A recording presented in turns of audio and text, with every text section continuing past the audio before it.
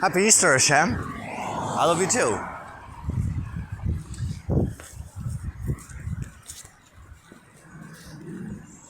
Blessed be the resurrection through me.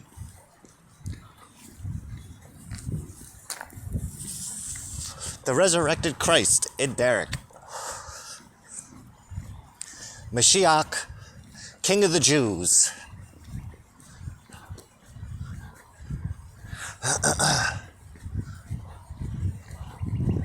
My Lord, what I would love,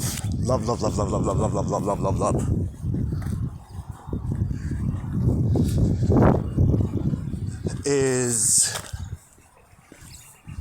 to make a reminder that this video is a continuation off of the past 4 or the past 3, where it's just been you and me talking and not involving any of the monkeys that might be watching, the monkey people.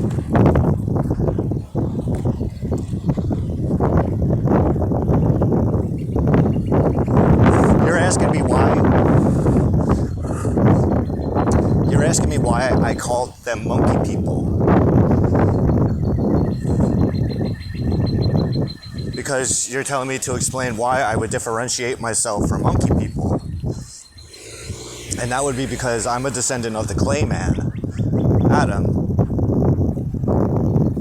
Just like I'm a descendant of Abraham and a descendant of his sons. Ishmael, Isaac, Jacob, Joseph, Moses, Aaron, King David, Uncle King Solomon's, Uncle Jesus,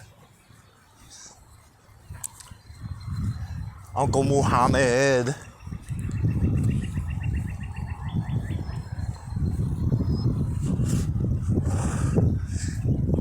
Now, my Lord, what I was going to say was, could you help me disprove that I'm the King of the Jews?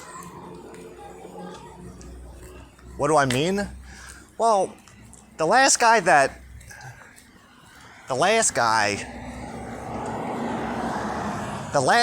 who was King of the Jews, he got the shit kicked out of him.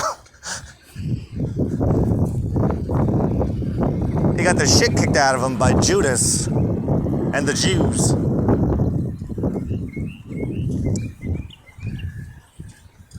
And he got strung up like a fucking Christmas tree ornament on a cross.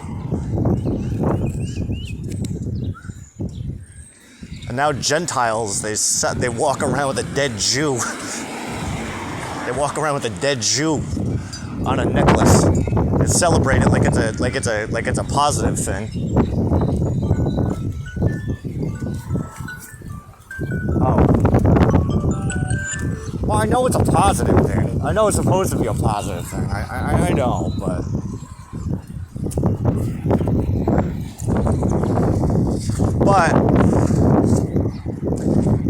anyone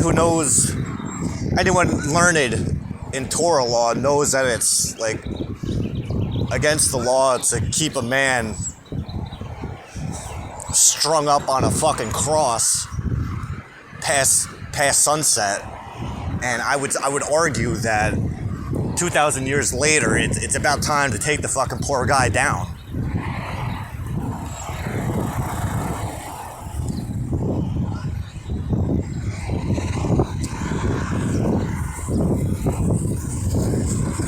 Oh, but what I wanted to ask you. I'm at this point in the journey, I'm pretty much, I don't know what it would take to convince me that I'm not the King of the Jews, like the actual King of the Jews.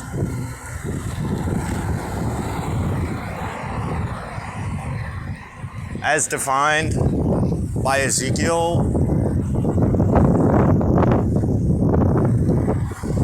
Like I'm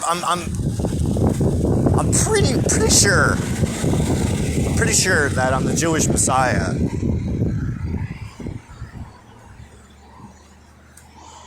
Like yesterday, or was it in yesterday's video or the video before that, where I was asking, like, because I started watching that 70s movie, Jesus of Nazareth.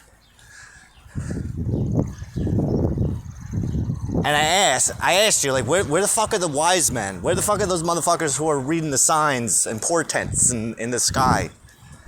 And while I was doing today's,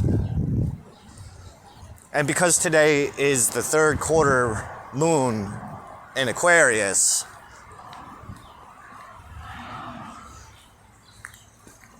I'm doing my weekly, monthly review of my journals. And it fucking dawned on me while I was reading last week's entry, which reminded me of last week's full moon in Libra entry, which makes reference to the new moon in Aries entry, which makes reference to several other entries, all predicated on the lunar cycles, and which are all predicated on the lunar cycles, which all seem to have references to several different retrograde cycles of several different planets that have been going on, that I've been tracking for the past 6 months.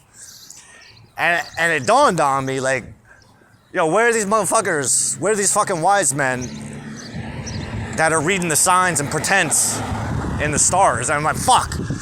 It dawned on me, like, I think I'm the last one. I think I'm the guy that I was looking for.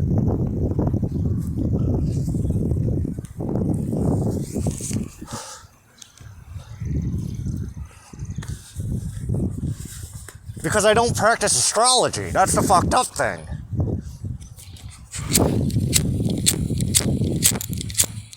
Fuck. Son of a bitch.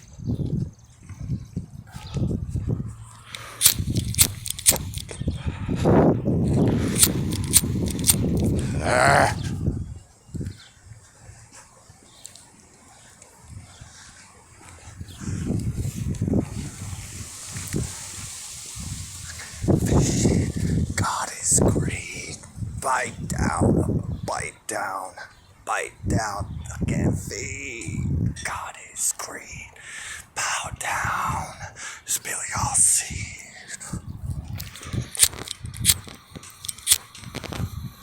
Come on, every time. Can we do the thing? Can I do the thing? Come on, every fucking time, and this cocksucking wind keeps fucking blowing. I don't know, part of me wants to run by the school. Is this fucking seriously happening right now? There's a thing I can't stand about these fucking shitty ass cigars. Motherfuckers. If I'm not sucking like goddamn thing like a fucking dick, it fucking goes out.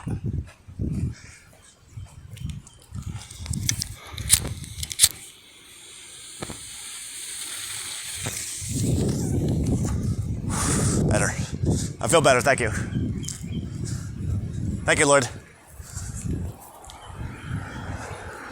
Yeah, so I'm pretty sure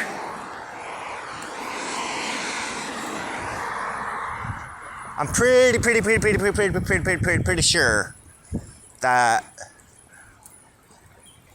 I'm the guy I was asking about. Because the more I'm thinking about it,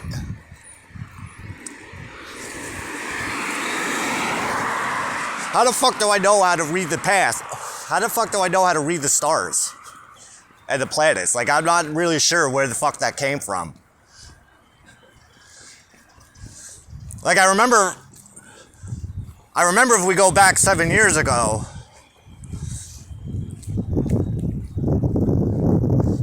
when my ex-wife thought I was going through like a fucking midlife crisis or going nuts or whatever the fuck she thought, because I had this like intense need to learn how astrology works.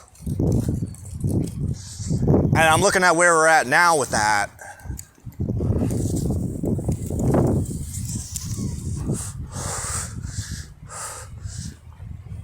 And how it all kind of played out the way that it did. Right? You remember? Yeah, of course you remember.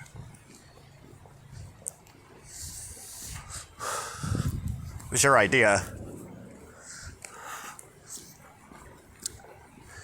No, but I mean, I think I wrote it in one of these entries for this past month. How astrology doesn't work. Astrology is bullshit. Because you can't tell the future necessarily. But you can read the past, and you can see how, well, I can, at least.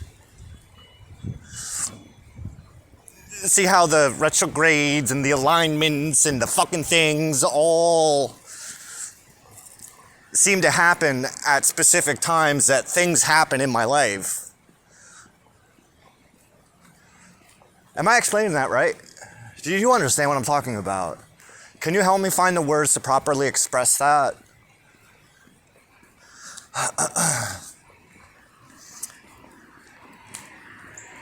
Because I was having this thought today. Well, it came to me last night before I went to the mass with my mom. And I think it also, you know what, I want to say it all started with Good Friday Mass, where I got the vision of Judas Jang. Judas Jang. The legend of Judas Jang. Fuckhead.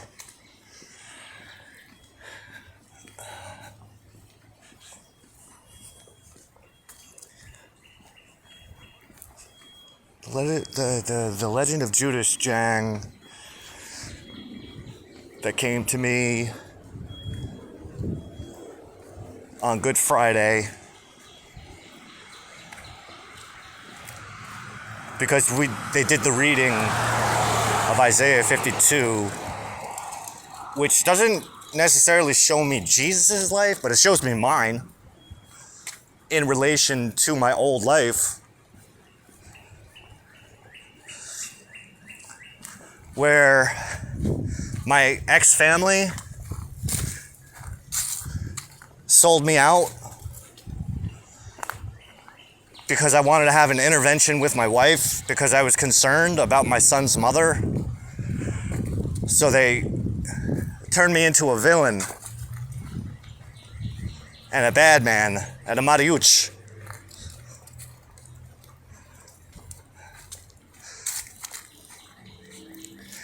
And it got me thinking about the bigger picture of things.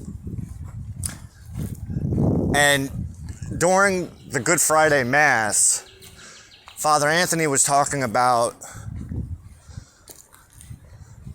the Jews. They did a retelling. They did their own version of a Seder, where they retold the story of Jesus right before the crucifixion, with Pilate and the Sanhedrin saying that they'd rather have Barnabas released than Jesus. They'd rather take a criminal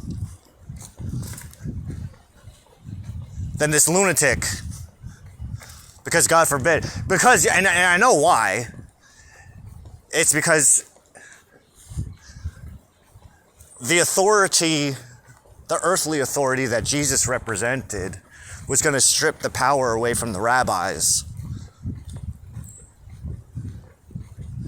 And they didn't like that, because they didn't want to give up power. Because like Darth Sidious taught us, the only thing that men with power fear most is losing their power.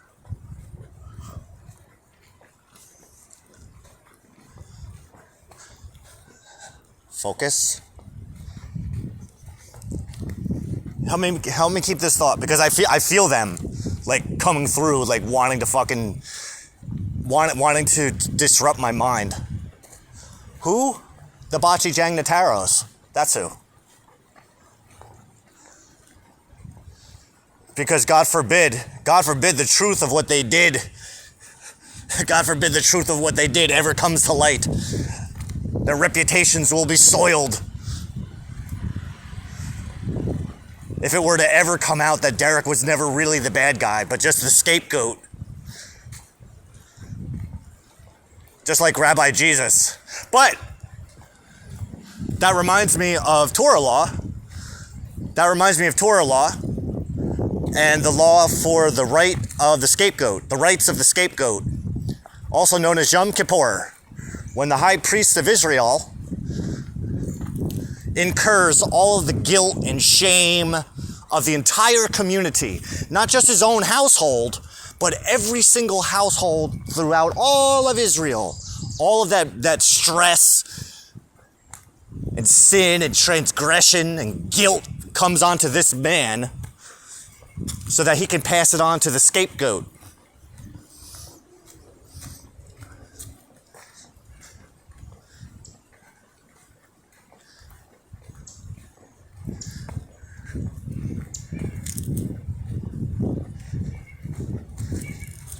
And what came to me was, because I'm the king of the Jews, it's my responsibility to take responsibility for killing Jesus.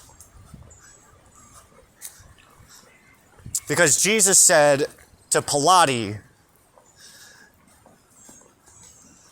because Pilate was trying to explain to him, I know, Pilate? No, Pilate. We'll call him Pilate. I call him Pilate. He said, I have the authority to string you up like a fucking Christmas tree ornament. And then Yeshua Rabbeinu, Rabbi Jesus, said, you only have what authority that God gives you. But the people who gave me to you are the ones who will receive the most guilt. So it dawned on me, like, if I really am the king of the Jews, then it's my responsibility to do another fucking confession and convince Father Anthony that I'm not completely out of my mind, but just let me do my thing. Just let me fucking do my thing. Try to make believe that I believe what I'm talking about, okay? Just my neighbor's wife, Hot Mom, she once said to me, I don't believe what you believe, but I believe that you believe it. All right, let's just stay there. When did she say that to you? In June, early July of 2018. I have it written down. I have the exact date written down. I have, because I keep all the receipts of all my comings and goings and all my most of my interactions. So,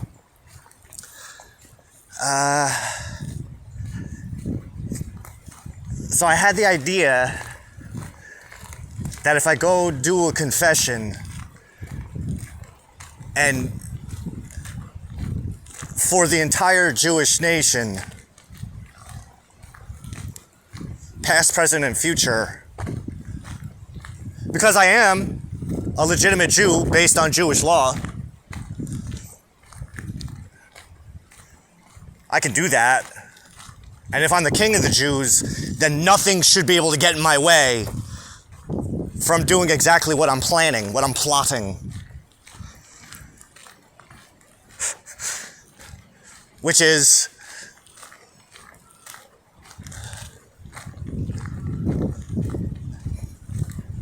doing a confession with Father Anthony and confessing to killing Jesus and selling him out like Judas Jang. And I just need him to take me serious. Well, pretend that he's taking me serious.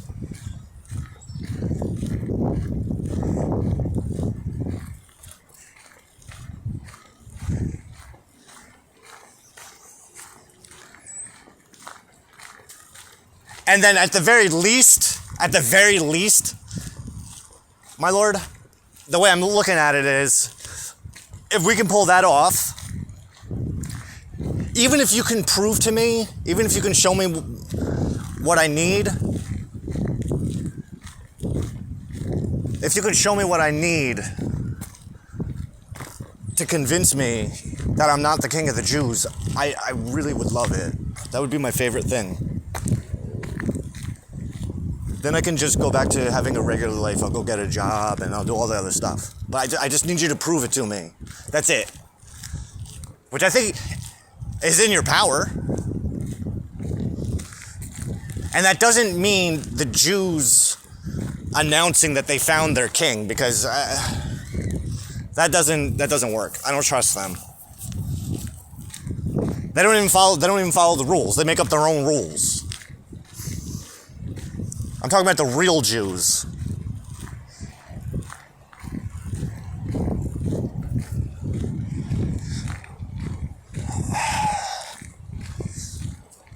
So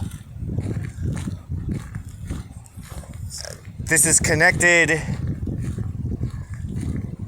This is all connected because the reason that we're doing this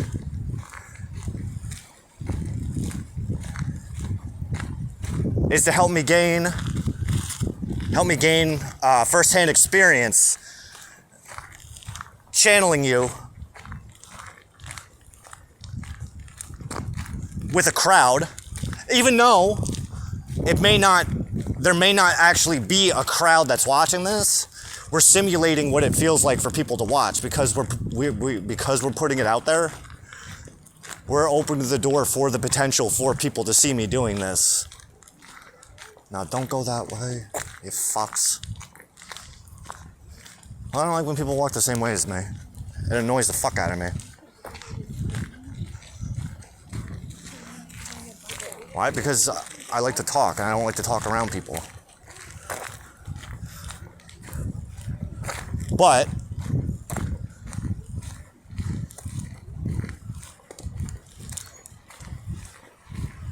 it's not that I don't like to talk around people, but when I'm doing this type of thing and there's people around, it's hard. It's harder because my mind is like so consumed with what they're thinking about that it's hard for me to focus on what I'm doing. But this is helping me learn to put that part of my psyche on the back burner, to give a fuck. And it's not for the sake of not giving a fuck in the bad way. It's for the sake of not giving a fuck in a good way, which is like, I don't give a fuck who's watching me do it. I can do it. But I have to practice.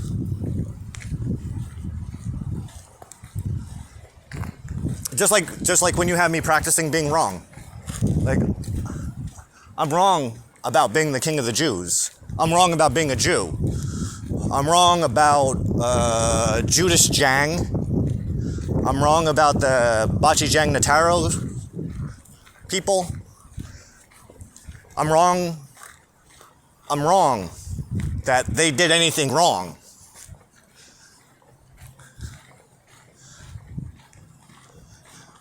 I'm wrong that I own all their shit now. I'm wrong that a court of law is going to give me all their shit for all the pain and suffering I've had to go through. Now, and that's something I want to talk about too. I need your perspective on this.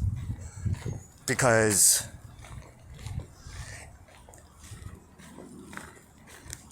let's pretend that I'm not wrong, right? Let's pretend I really am a victim. Like Joseph. Joseph's not wrong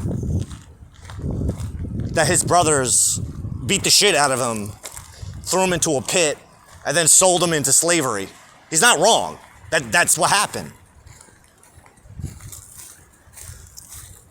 But he's also right he's also right when he said to them, it wasn't you who sent me here, it was God.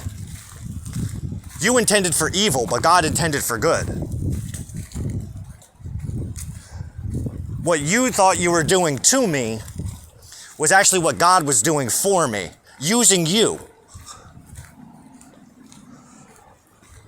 I don't know for certain, but I suspect that a lot of what he was saying was going over their heads. And I'm saying that because even after Jacob died, they came back again and prostrated themselves and begged for forgiveness and please don't make us slaves. To which Joseph said, I am not a replacement for God. Although you intended for evil, God intended for good.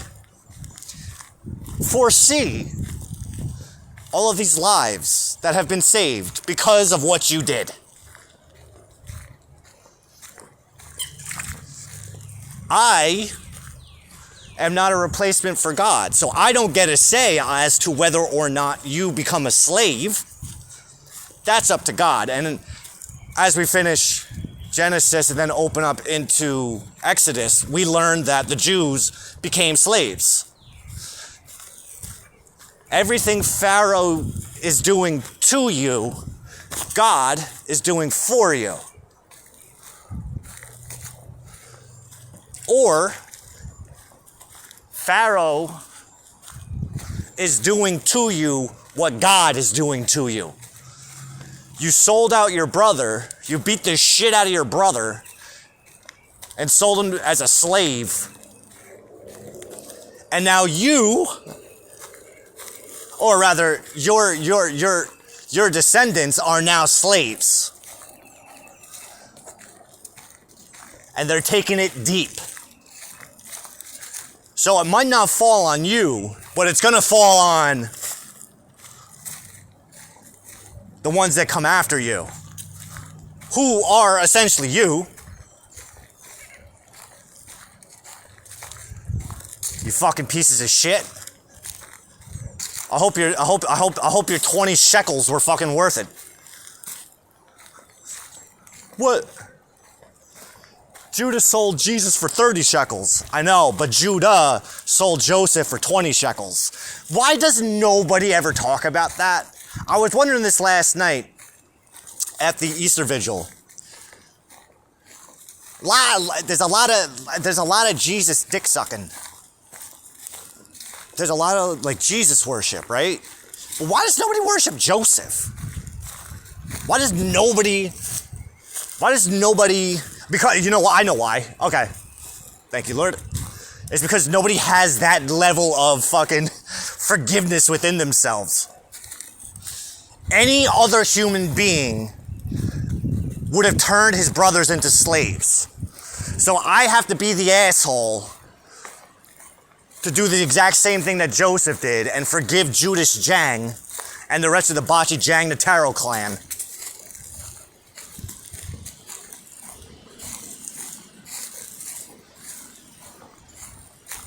And you're telling me don't listen to the voices. Don't listen to those voices that are telling you, why are you still harping on this? Why are you still harping on this? Don't forget, they're the ones who told you that you're dead to them.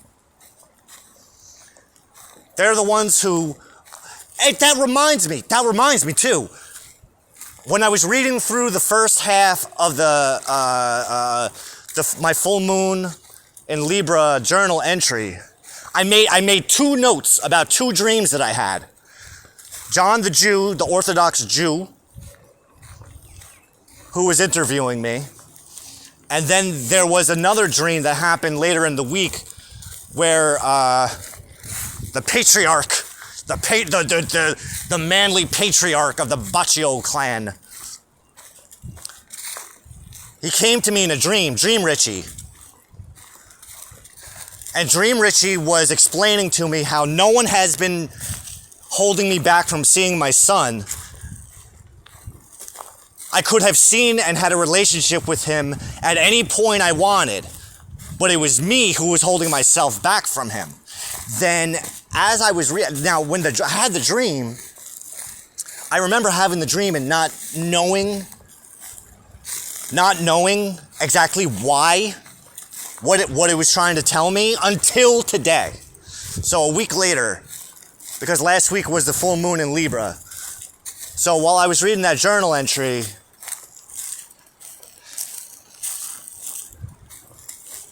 and I put a little, I remember, it's only one sentence. Dream reminder. Note for the future. See, because I follow your advice. And when I write to my future self. So that when I come back to those journal entries in the future,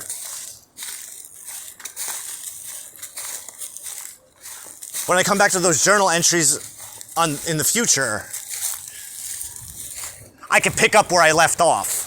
And I can connect the dots that I couldn't see then. Because had I not been following your journaling advice, I would have not written that down. And I wouldn't have connected the dot that I connected today.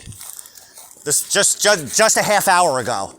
Which was a link in the chain of predication that led to me making this video right now. Right?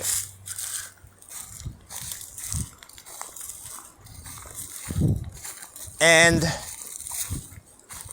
I'm flashing back. My Lord, I'm flashing back. Where am I flashing back to? I'm flashing back to 2023. I'm flashing back to this moon in 2023. Why is that important? Because of the Hugo's Boss saga.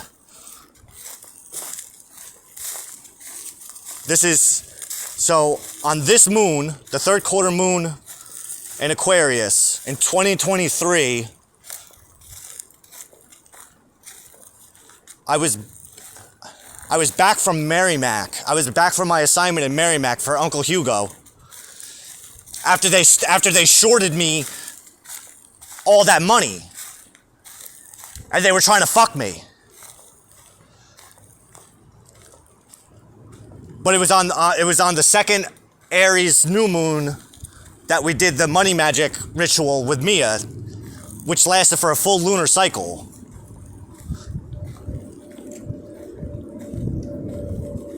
So each cardinal lunar phase, define a cardinal lunar phase, the new moon, first quarter, full, third quarter, and new moon. Those are the primary cardinal lunar phases. See, witches only focus on the new moons and the full moons. Man-witch Jew Supremes, they focus on the quarter moons as well, because you gotta fill the whole thing out. If you're just gonna put emphasis on the two that you like and not on the two that you don't like, that you don't care about, then it's not gonna work. And that was the first full lunar cycle where you showed me to start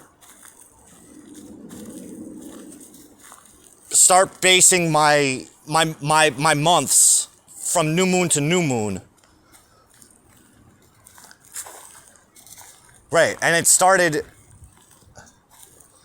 the moon ritual, the money moon ritual ended on the Taurus new moon, which is next week,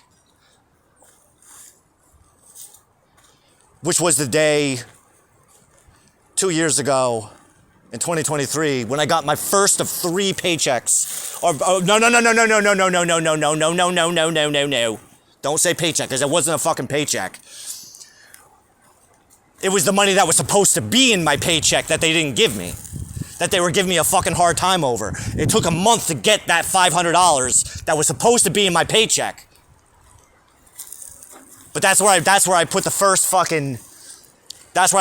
nail in the coffin with Uncle Hugo.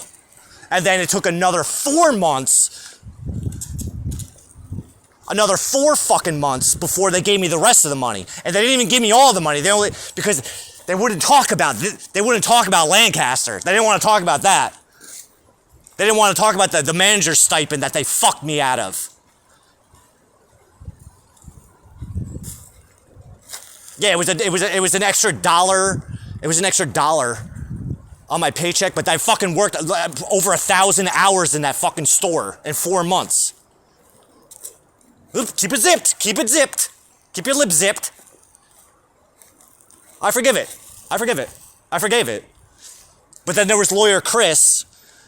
Lawyer Chris was the first lawyer that I got to eat. When I became so persistent that Hugo Boss, the billion-dollar corporation, they had to call in their labor lawyer to deal with me. Right?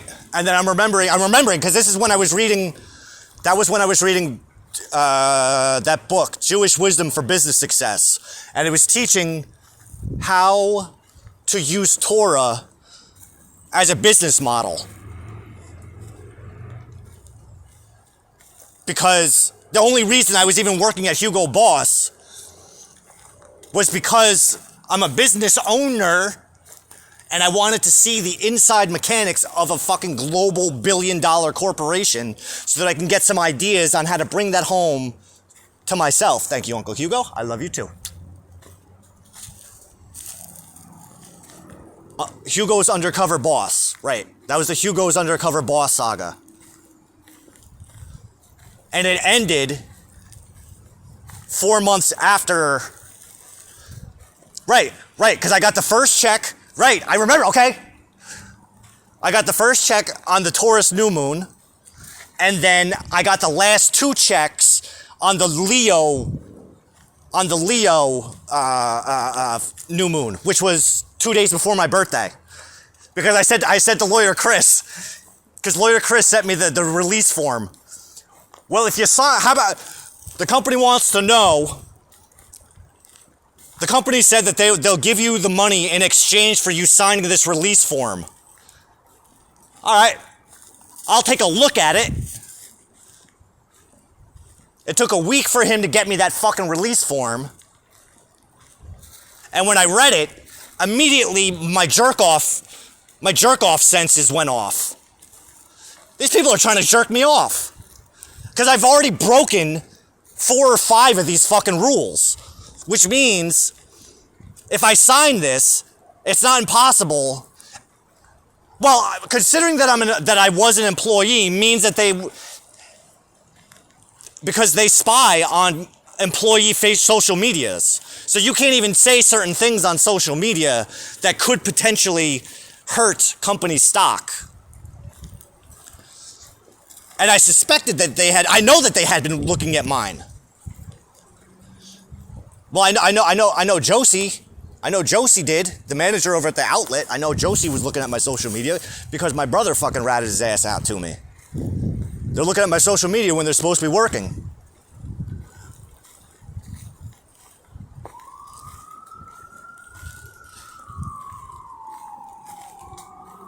And I know Miss Kim was looking at my social media accounts while she's supposed to be working too.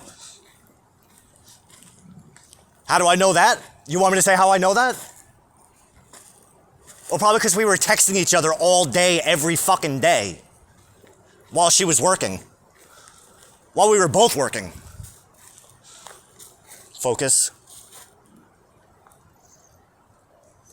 Right, so the Taurus new moon, the Gemini new moon, the Cancer new moon, and the Leo new moon. So for those full moon cycles,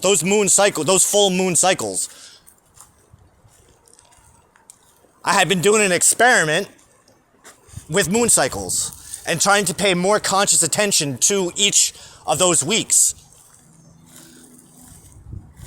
It was shortly after the new moon in Gemini, which is 5 weeks from now.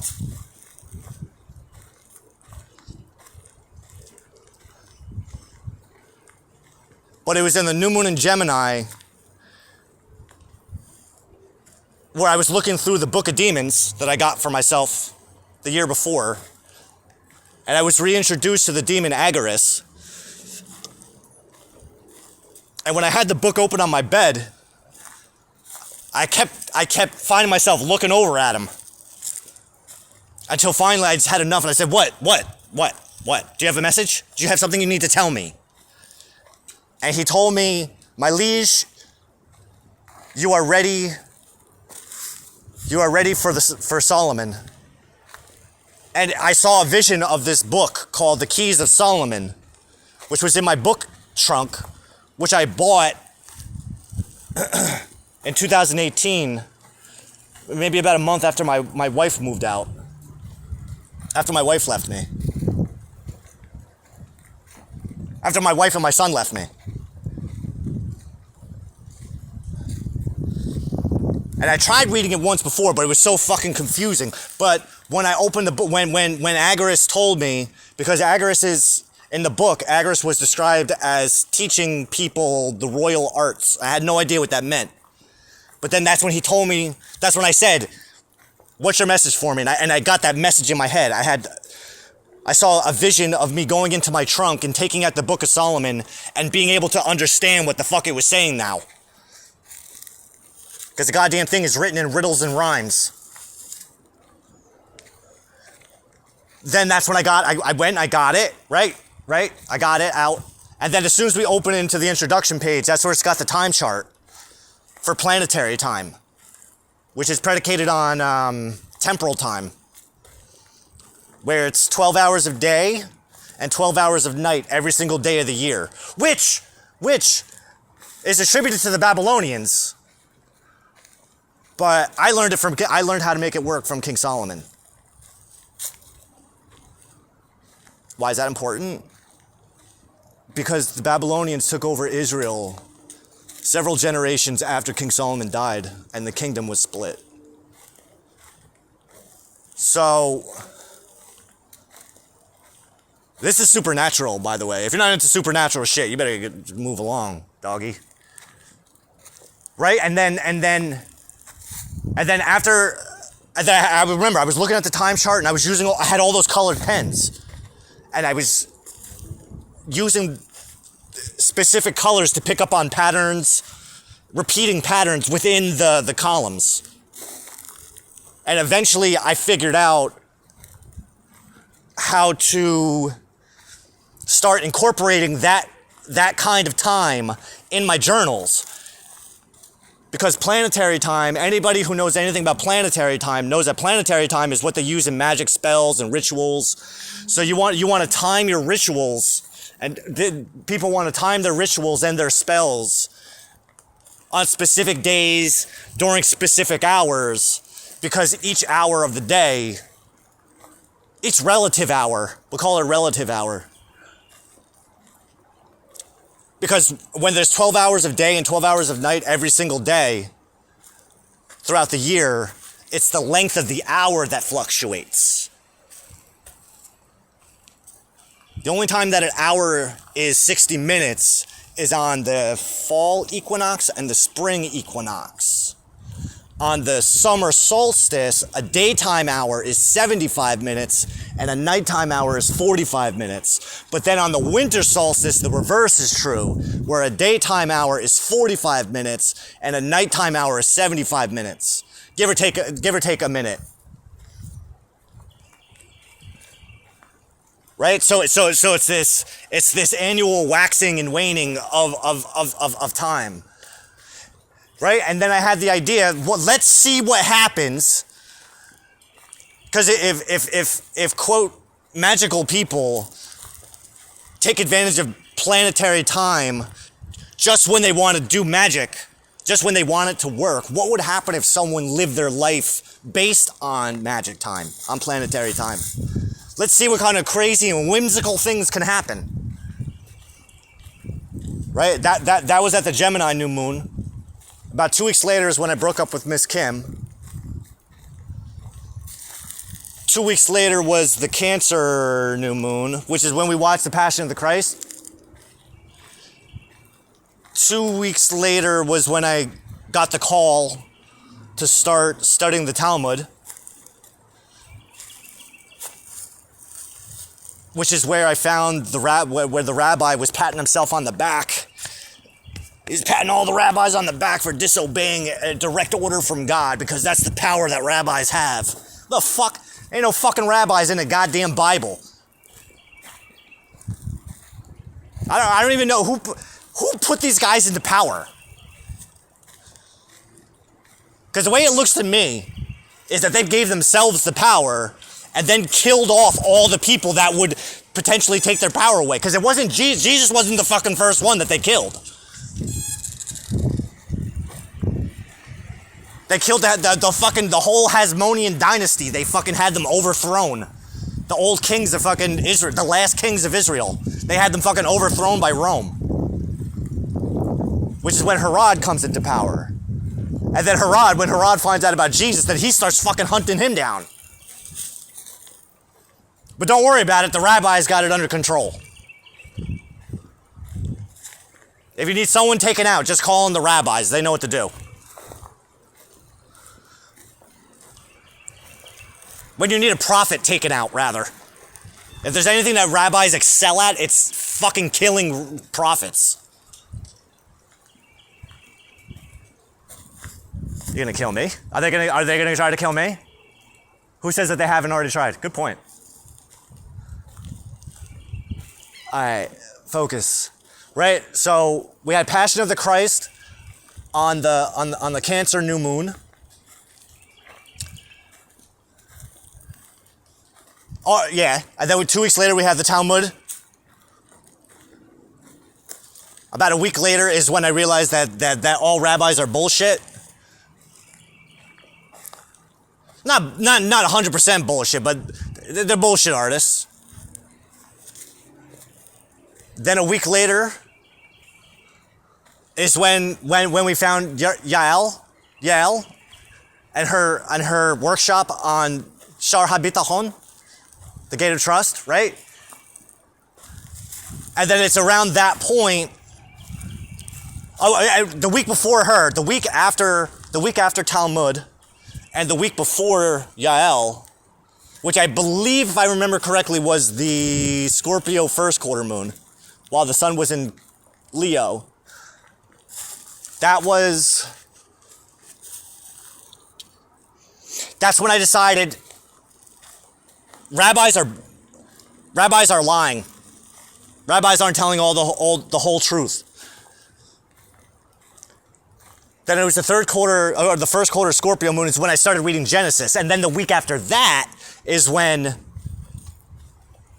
I found Yael. Now, the reason we even started reading Genesis in the first place is because, again, 7 years ago, let's back up 7 years ago, when I set the intention to go down in history as the guy who proves that you exist in such a way that it can be explained to the most simple of monkey people.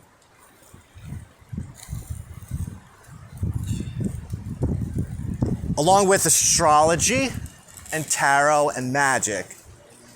But one of the other intentions that I set that nobody else but me knows is that I set the intention to learn how to understand Hebrew so that I can go back and read Torah in its native language. But at that time, I didn't know what that really meant. Because Torah, Hebrew is a sub-audible language as much as it is an audible language. As long as you understand the symbolic values and how to synthesize the progressive symbolic values of each letter as we progress through the alphabet, it teaches you how to read Hebrew. Well, you don't read Hebrew, Hebrew reads you. That's my experience, at least. Because I saw some shit. And then, right? And then we read Hebrew once this way, and then we read Hebrew backwards. We applied the logic of Rabbi Jesus, where the first letter became the last letter, and the last letter became the first letter. And the story that it tells going right to left opens the door for the story that reads right to left, left to right. So there's two stories in there. There's two paths of spiritual growth concealed within the Hebrew alphabet. Right. Thank you. Because the reason I wanted to understand Hebrew was because I remember thinking this. I read it somewhere It was like a cute saying, and it said, the soul of a culture is encoded within its, the spirit of a culture is encoded within its language. So I thought that by learning how to read Hebrew, it would bring me closer to understanding Jews, for which I have been obsessed for most of my life. To the point, if you remember, I know you remember, to the point where I told my ex-wife, I want to be the first non-Jewish rabbi. I didn't know at the time that that's not possible. You actually have to be a Jew in order to be a rabbi. But also at that time, I didn't know that my father had Israelite DNA inside of him that got passed down to me, so technically I'm a Jew. Well, right. That doesn't make me a Jew. Being an Israelite descendant does not make me a Jew. Abandoning, just like the Talmud says, just like the ancient rabbis taught, God makes you a Jew, not your mommy. A Jew is someone of Israelite ancestry who abandons all forms of idolatry to be in service of you. Which is why there is no such thing as an atheist Jew. They don't exist. That's not real. That's a made up thing. Because you can't be an atheist and be a Jew. It don't work like that.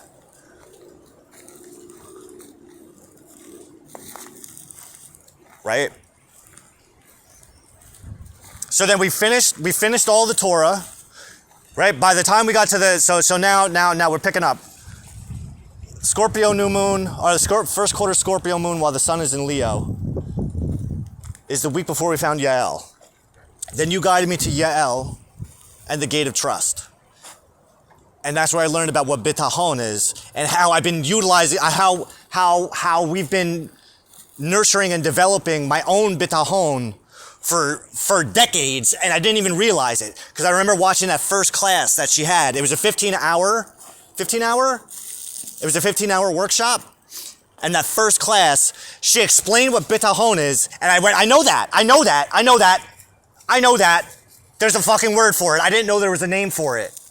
Holy shit, there's a name for it.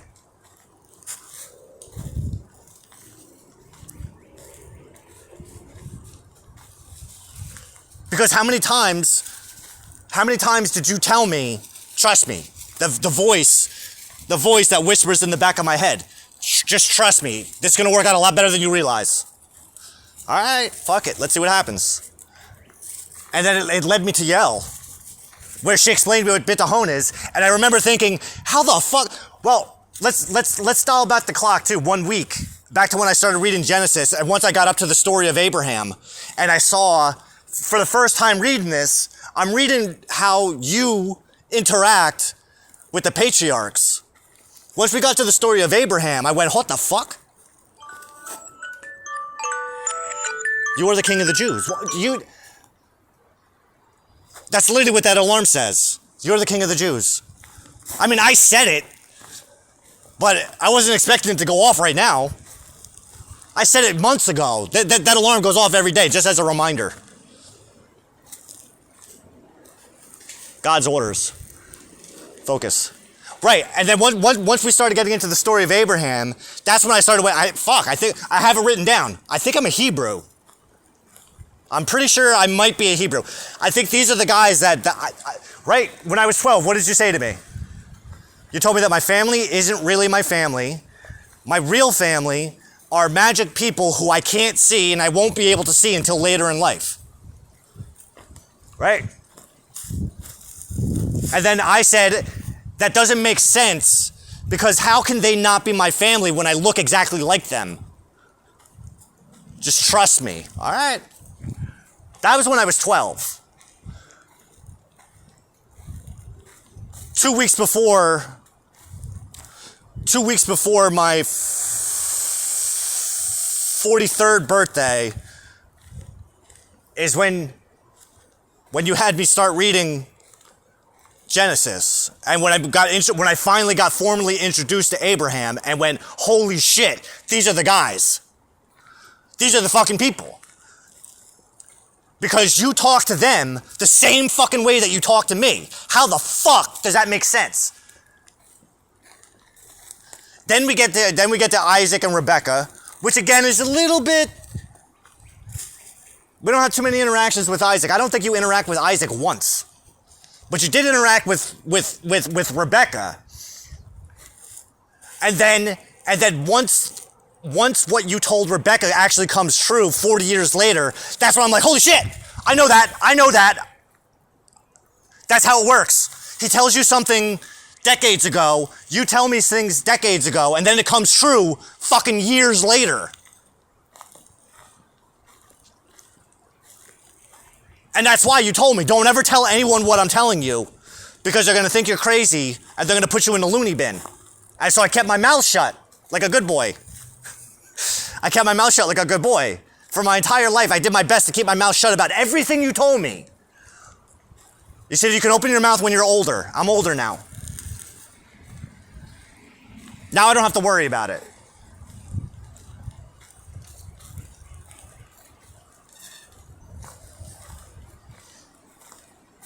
Then we get to the story of Jacob. Once we got to the story of Jacob, and it started to lay out all the tribes and who's who, and who's the bigger fuck up. And then we get to Joseph. And then once we got to Joseph, that's when I went, holy fucking shit. This is real. This is really real. And I know that because when I was, again, dial back 7 years ago, when I started to study tarot cards, because I remember the thought process was, I need to understand the mechanics of astrology, magic, and tarot. Because if they weren't real, then people wouldn't be doing them. People wouldn't be able to do this stuff. So obviously, if this is something that people have been doing for thousands of years, there's some kind of mechanic. There's some kind of engine. There's something that makes it real. To one degree or another, I don't know, but I gotta find out. Right? And by this point, April 2018, at that point, I had already been studying tarot for a couple months. But it's not gonna be for another 3 months before I can actually start reading them. And then that's when I started doing the readings for all my neighbors. Then once I started doing readings for my neighbors and saw that it was working, saw that I could do it properly. Well, no, the first reading I did for Dez. The first reading I did for my son. And when I did the reading for him and it was fucking, and he even said, he's like, whoa. Once we did that, that's when I went, I'm ready. It's time. Then that's when I started doing Robin, David, Amanda, other Amanda, hot mom, hot dad. Then I started doing all the people at work. Then I started doing all the people online. Then I quit my job. Great. Dial back. So it was through experience that I learned how it worked. As we move forward in time, over those the first 3 months of that summer, after I quit my job, I had accumulated 150 readings, 150 unique readings, not counting myself, for people all over the world. Because that was the point. I quit my job so that I could make a career out of doing that. Because that's what I thought was gonna happen. That was the vision that you were fucking showing me. Or maybe that was my own little ego. Maybe that's what Satan was showing me, right? But at the same time, I just wanted it to be by the end of the summer. That's why I stopped paying the mortgage. because I realized I'm gonna make a fuck ton of money doing this because I'm really fucking good at it. But I never charged a single fucking person, 150 of them fuckers. I remember the promise I made, remember? I know you remember, I'm just saying, it's a habit of saying that. I said I was gonna do 50 readings. I wanted to do 50 readings, and once I got 50 readings under my belt, then I was gonna start charging. But then, even after we hit 50, I still wasn't confident enough. I wasn't confident enough, so I didn't do it. And I just kept on doing them. Because nobody wanted to fucking pay in the first place. And I needed to unhinge myself from money.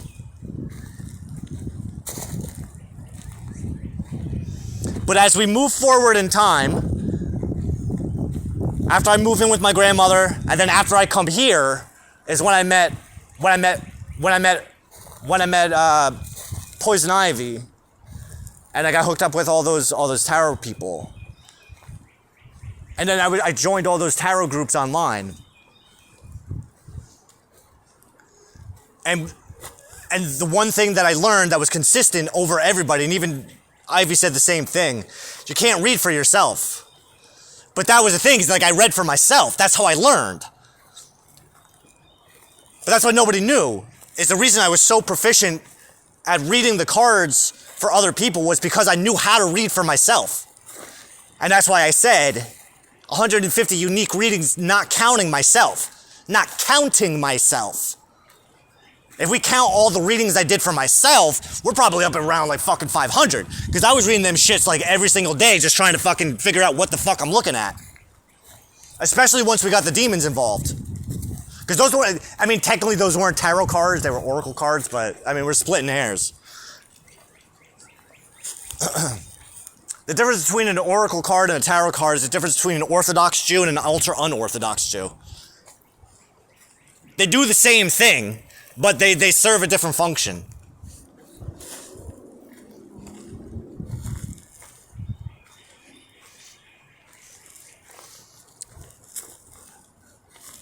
Right, and then once I learned how all the tarot readers, they can't read for themselves, that's when I knew I was something special, because I could read for myself. And it's not that I was reading the future.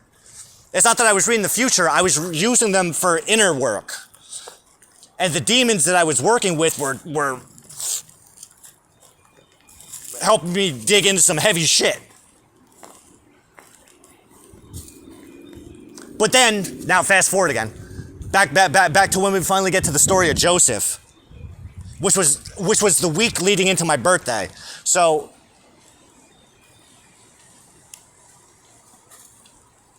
the Cancer of 2023, the Cancer new moon was when we watched the Passion of the Christ. The Aries third quarter moon was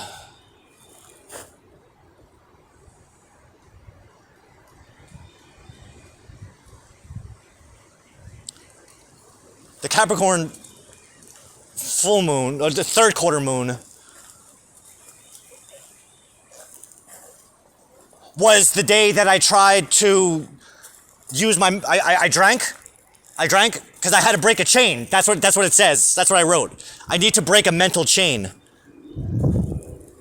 So, and I knew the only way to do it was to get drunk, because it was the only way I was going to have the balls to actually do the thing that I needed to do. So I drank, and then I went to the cigarette store to see if I can manipulate, see if I could use my words and manipulate and brainwash that dude who worked at the cigarette store to give me a pack of cigarettes, to buy me a pack of cigarettes. That's what it was. Not on loan, to buy them for me. What do I got to do for you to convince you that it's a good idea to buy me a pack of cigarettes, which is recorded on my YouTube channel?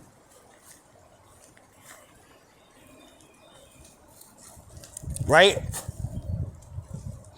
And then that was also around the time with the Talmud. Right. So after the third quarter Aries moon, which was 1 week after the Cancer new moon, there was the Aquarius full moon, which was on my son's birthday. And that's right when we started the Talmud class. And within a day or two is when I realized, after the rabbi's patting himself on the back, "Oh, Rabbi, we don't give a shit what God tells us to do. We just do whatever the fuck we want." I'm paraphrasing, but that's literally what he said. In paraphrased form. Not even God himself could convince us to do this thing. And Hashem is celebrating in heaven. I could not even convince my own servants. Yeah, that's what God said, yeah. God's patting you guys on all the back. All of you on the back. Huh, these assholes, they didn't listen to what I told them to do. Good for them. Good guys. Which means that rabbis put themselves above God. Those are the rabbi's words, not mine. Those are the rabbi's words. Not the exact wording, but if you read between the lines of what he's saying, that's what he said. Not even God could convince us. Not even you could convince us. So now, that was the Aquarius full moon of 2023. Now, a couple days later is when I realized the whole rabbi shenanigans, and I decided, and you told me, start reading Genesis on your own. No help, because that's what I wanted to do 7 years ago when we made the idea. That was the idea. Learn Hebrew, read the Torah for myself, see what it says to me, without any motherfucker telling me what it means or what's happening. Figure it out on my own, and that's what we did. Next comes the first quarter Scorpio, which is where we are now introduced to Abraham, and I go, I think I might be a Hebrew. I think I might have Hebrew ancestry. Because I'm pretty sure, I'm almost positive, these are the fuckers. These are the fuckers that God told me about when I was a kid. Then we come to third quarter. How does that work? How did I get this all fucked up? Oh. I do got this fucked up. The third quarter Aries was before the new Cancer. Gotcha. After the new Cancer moon, well then that fucks everything up. So it goes new Cancer moon, Passion of the Christ. First quarter Scorpio. That had to be the Genesis week. Oh no, that had to be the week with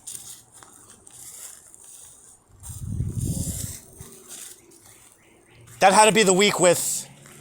Talmud. But I'm getting all fucked up now. Hashem.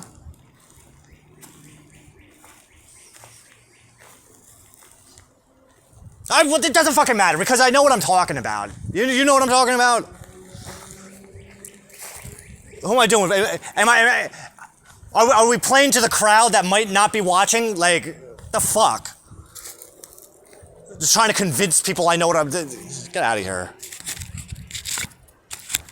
And we were talking about, and what happened was we got to the point of Joseph, right? And the reason that I knew Joseph, when I read the story to Joseph, when I finally got to the story of Joseph in the Bible, 1 hour, 8 minutes. When we finally got to the story of Joseph in Genesis, Joseph sealed the deal for me. Because Joseph is the only other man who's exactly like me. And that he can... You made him specifically so that he could read dreams and perform divinations. So he could read his own dreams, and that's what gave it away.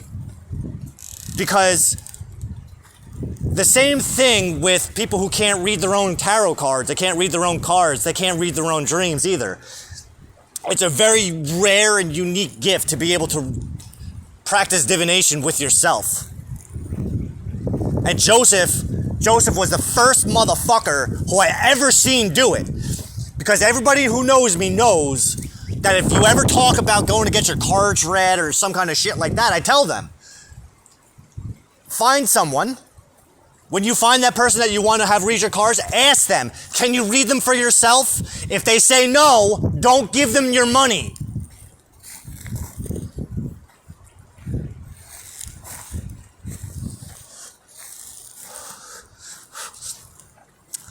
I cannot give you what I don't have.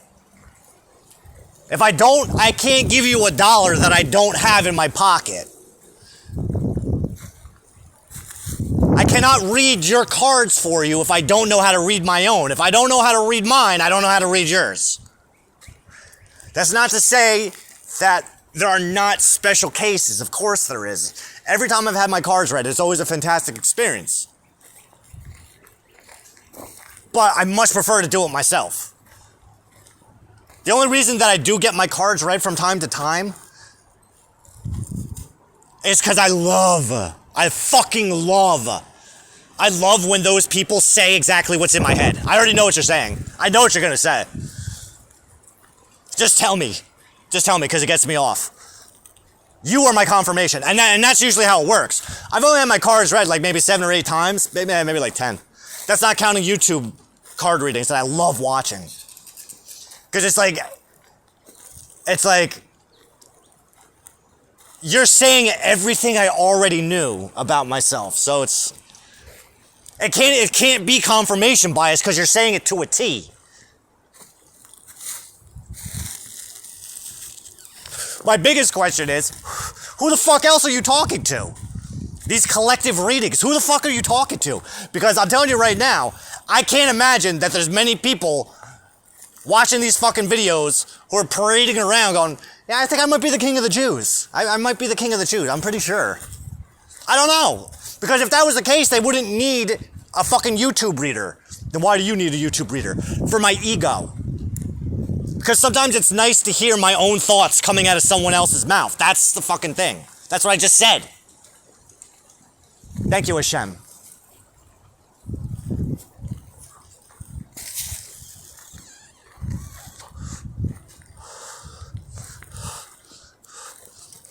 Right, and then Joseph was the one who convinced me that the whole Bible's real. Because, obviously, if there's a man who has the same power that I have, then yes, it has to be real. It has no choice. Because I've been dealing with this shit since I was a fucking kid. And for the first fucking time in my life, I met somebody just like me, but he's been dead for thousands of years. So who the fuck is he? He has to be this magical fucking family member that fucking God told me about when I was 12. What other fucking logical explanation? Just a coincidence? A coincidence that the only other motherfucker who can read his dreams just happens to be in the fucking Bible. And another coincidence that the only motherfucker that talks to God the way that I talk to fucking God is also in the fucking Bible. Yeah, good point. Not that I talk to God, but that God talks to me as well. That we talk back and forth. You and I have the same relationship that you and Abraham had. And the same exact relationship that Moses had, which I did not know. Until I fucking finished the story of Joseph and moved into Exodus. But it was during the story of Joseph that we get to my birthday. And the final payment of the Hugo's Boss saga. Don't worry, I didn't fucking forget where I was at. I take the around the world approach, but I always know when it's time to come back. Well, you do. I mean, I don't fucking know. To be perfectly honest, I completely forgot about the whole Hugo's Boss saga. I just knew that we were going on a round-the-world trip to lay a foundation for what the fuck we're even talking about. So, my lord. Right. And that last payment that came on my birthday was predicated on what happened with lawyer Chris and the release form that I said I would look at. Which she said the company will give you the money in exchange for this. Now, after I read it once and then a second time, because I was all jacked up on what I had been reading in Jewish Wisdom for Business Success, which was teaching about Moses and how to get into that Moses mindset. And then also King David, how to get into that King David mindset. David versus Goliath, Moses versus Pharaoh, and not to give a fuck. To try, and then Yael was even fucking doubling down on that by saying, trusting God to do all the hard shit for you. All you have to do is just take the first step, and then the fucking sea will open on its own. Fucking Judas Jang, motherfucker.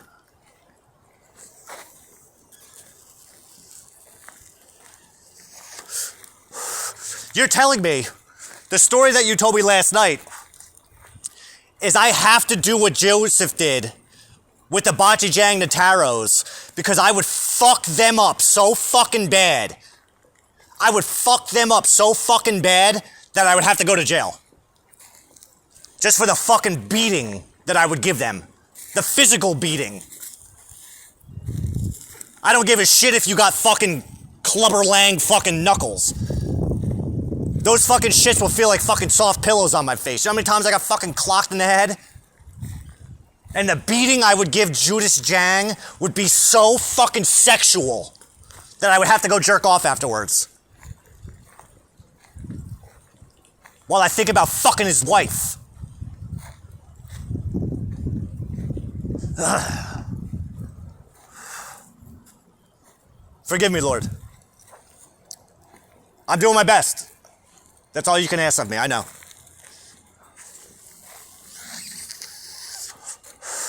The beating I would give Judas Jang is the same beating that I gave Hugo Boss. Because then I fucking emailed lawyer Chris, said, yeah, nah, God told me not to sign this piece of shit because I already broke at least 5 of the 16 commandments that you idiots are fucking sending me. So here's what's gonna happen. My birthday's next week. Oh, plus it said I had to wait 10 to 15 days for the money. No. My birthday's next week, and this would make the greatest birthday present for me. So if we can get that money to me on or before August 18th, that'd be great. Thank you, I love you. But I'm not signing this. And then on the 16th is when I got the first of 2 checks. On the 17th is when I got the second check. Suck my dick, Uncle Hugo. Right, because the message you gave me is do not feel bad standing up to a fucking corporation, because those people are pieces of shit. They're more afraid of you than you are of them. Trust me, they can't do shit.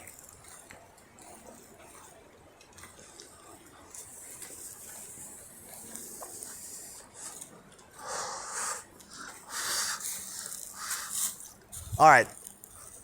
So what were we talking about before? Oh, right. The Uncle Hugo saga. I think the reason that you wanted me to, correct me if I'm wrong, but the reason you wanted me to get into the Hugo's Boss saga and everything leading up to all the predication up to the Hugo's Boss saga was to impress the point upon Mr. Ritchie in my dream from last week. Don't worry if you can't keep up with all the bouncing around, viewer. I know where I'm going. This is for my own personal sake. I don't even know who the fuck invited you to watch this.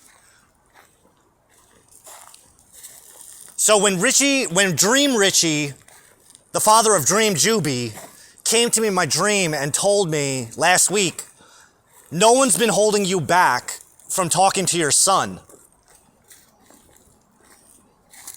You could have had a relationship with him at any time you wanted. Really?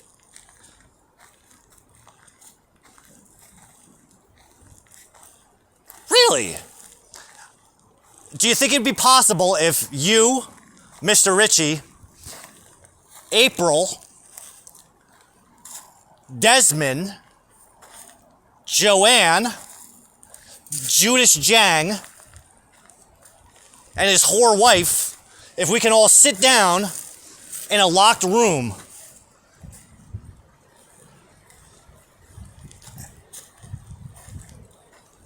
and record a conversation? I'll let you guys do all the talking. I'll keep my lips zipped. Because I would love for Mr. Kingsley to bear witness to that shit show. While Daddy just sits there going like this. Keep talking. Keep talking. Because God's my lawyer. I don't hire a lawyer because I have a lawyer. I'm a Jew.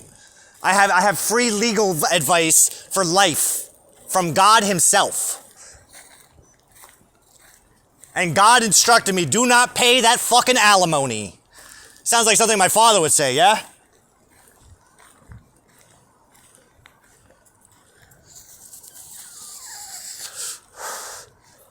See, my father died for my sake. So that I don't have to die for my son's sake. So that my son can have a fucking normal life. Which is why Daddy had to go on a fucking, right?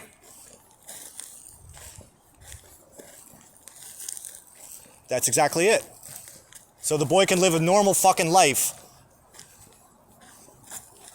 His daddy had to bail on him to find out what the fuck this voice is trying to tell me. But luckily, my family on my son's side, they ostracized me and retaliated against me because I was going to have an intervention with my wife who had an opiate addiction.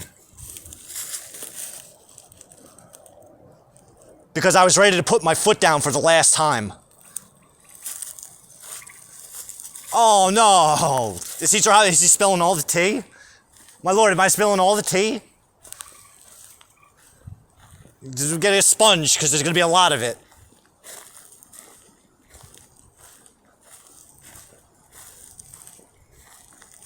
Now, you're not hiding the truth from me. They're not hiding the truth from me. They're hiding the truth from Desmond, right? Isn't that how it's working? He doesn't know that he's been kidnapped. My son doesn't know he's been kidnapped, and they can't tell him because they're afraid of going to jail. And Richie doesn't even know. And you know what's funny? Are there any viewers who are familiar with the Mahabharat, the Hindu Bible?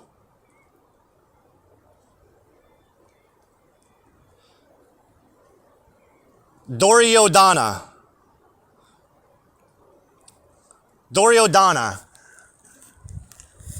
the eldest son, who thought that he was serving good, but it was later on, during the event of the Bhagavata, that war that was going on in the Bhagavata, Lord Krishna vowed that he wasn't going to kill anyone during the war until he got to Duryodhana. He whooped the ass out of Duryodhana, who was a demigod, who was convinced. He made a vow. He made a vow to always protect who was ever sitting on the throne. The throne technically was his. But I forget exactly why, but he passed it off onto someone else. And it ended up that someone evil ended up taking the crown, taking the throne. But because of his vow, he was blind to the fact that he was serving an evil king. So the only time that the Lord Krishna gets involved in the war is to beat the shit out of Duryodhana and explain to him, bro, you fucked up.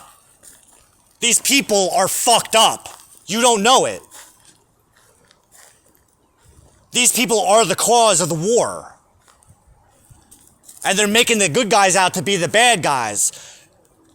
You swore to always serve good. You don't realize it, but the good that you're serving is actually evil. At which time Duryodhana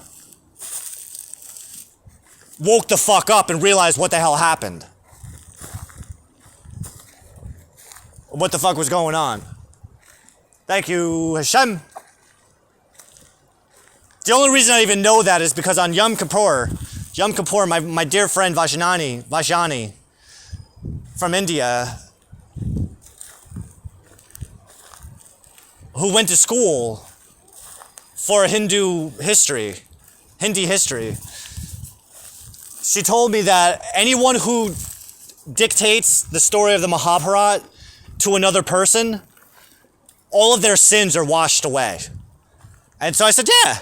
I mean, being that it was also Yom Kippur, it was just like the perfect fucking timing. So for like 3 hours, she wrote out for me the entire story. It's a fascinating story. It's all about Dharma and Karma. The Hindus call it Dharma, the pagans call it the weird, and the Hebrews, the Israelites, call it the way. It's all the same thing. Thank you, my lord. I fucking love you too. So, in other words, their lawyer would have no effect on me because I would eat their lawyer. But in 2018, 2019, when all the fuckery was going on that I was going over yesterday about the divorce papers going to the wrong address, my ex-mother-in-law refusing to tell me the date of the court date and then saying to me, if you want to see your son again, you better talk to a lawyer. So when all that was happening, I wasn't in this place that I'm in right now. This state of conscious awareness, spiritual conscious awareness. I wasn't in a state of Israel like I am right now. So I wasn't able to, I needed to have more life experience so that we can go back. So why don't you pay your alimony, Derek? Because I'm waiting for the fucking court to send me paperwork to call me in for questioning. That's why I don't pay my alimony. Well, Your Honor, I'm not saying that the judge is going to listen to a fucking word I said, but that doesn't mean I don't want to say it. Why don't you pay your alimony? Well, the primary reason that I don't pay my alimony is because I've been waiting 6 years for the court to call me in for questioning so that I can explain to you why, so I can answer that question with that answer. Because that's what God told me was going to happen. Could happen. That's what God told me could happen. I haven't paid it in 6 years. My alimony bill is $9,000.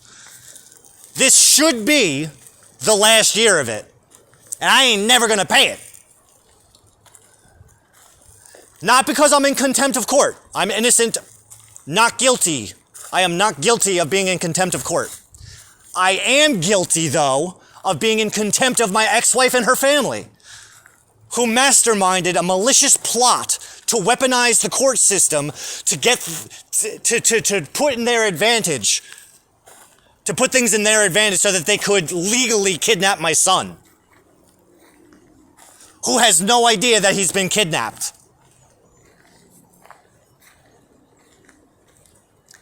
So when I say that he doesn't know the full story, which is why I get stonewalled about talking to my son by my ex-wife, by my ex-mother-in-law, by my ex-father-in-law, all of whom,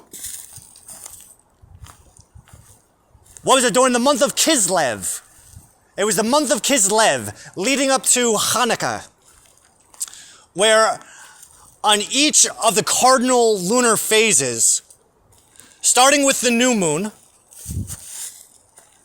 then following again on the first quarter moon. Now, if they were paying attention to the frequency of my messages to them, they would have noticed not just that it was on Sundays. Only 2 out of 3 were on Sundays. I think 3 out of 4 were on Sundays. One was on a Saturday. I think 2 were on a Saturday. You gotta ask Judas Jang and his whore wife when that last message was. I don't know. I think that was a Saturday, but the first one was a Saturday too. Now, the genius of that plan. Thank you, Lord, because that was all God's idea. That wasn't my idea. This was God's idea. Send those messages on the cardinal lunar phases. The first message came 2 weeks after I got an email from my son's tennis team looking for donations.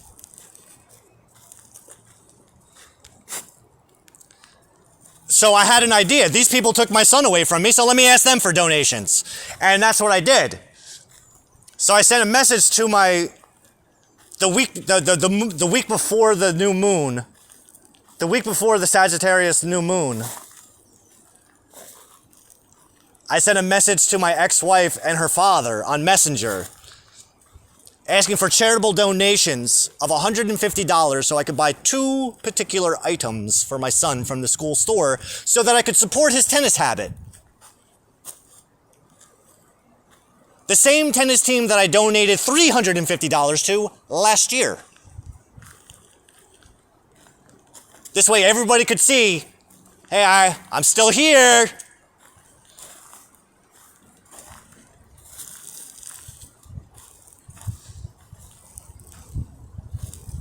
There was no response. So then on the new moon is when, now that following week, I have this all written down in my journals too, is when you gave me the idea to do those 4 messages, to fill the entire month of Kislev up with communication between them so that I can show in a court of law, hey, I tried.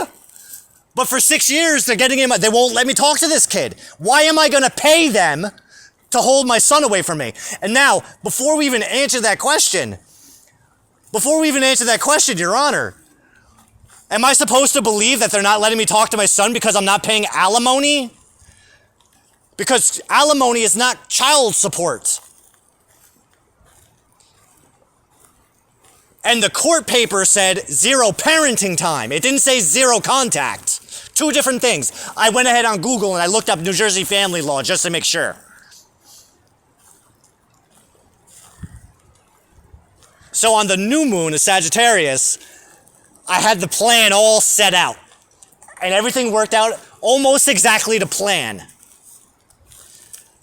On the new moon in Sagittarius, I went ahead and I did a follow-up message with my ex-wife and her father.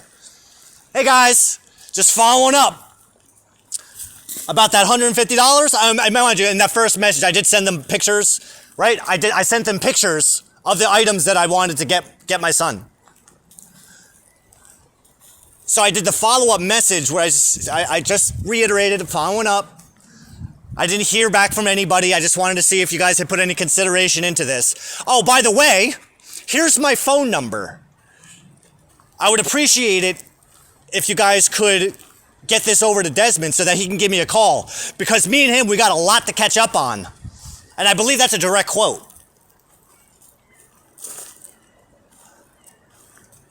I gave them 1 week. And what did you say? If they don't contact you in 1 week, then get the mother involved. All right.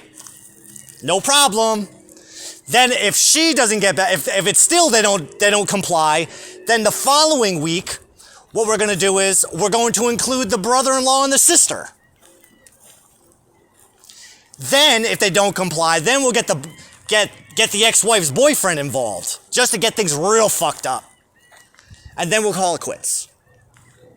And then that's it. But now here's the rule. There's a rule. I'm only allowed to message them on this particular day, on these particular days. On the new moon, the first quarter moon, the full moon, and the third quarter moon. That's it. So that means during that entire week, 6 to 8 days, in between each cardinal lunar phase, I have to hold it in and just let it build. Which I didn't. I posted all over my social media. At the same time, I was transcribing. Because I learn better when I transcribe because it helps me learn. I was working through The Art of War. Fucking love that book. Now on the new moon, they did not get back to me. After that message, I followed up. I followed up very respectfully, very short. Oh, no, that's right. I also asked, how is he liking it?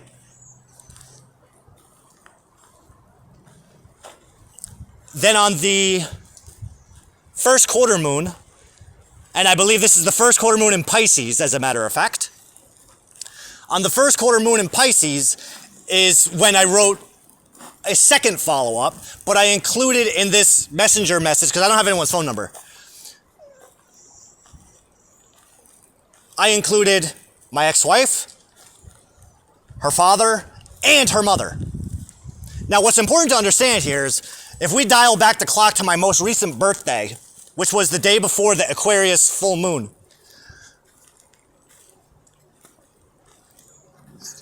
I had a glass, 2 glasses of wine and half a drink for my birthday with my mom because we went out for dinner.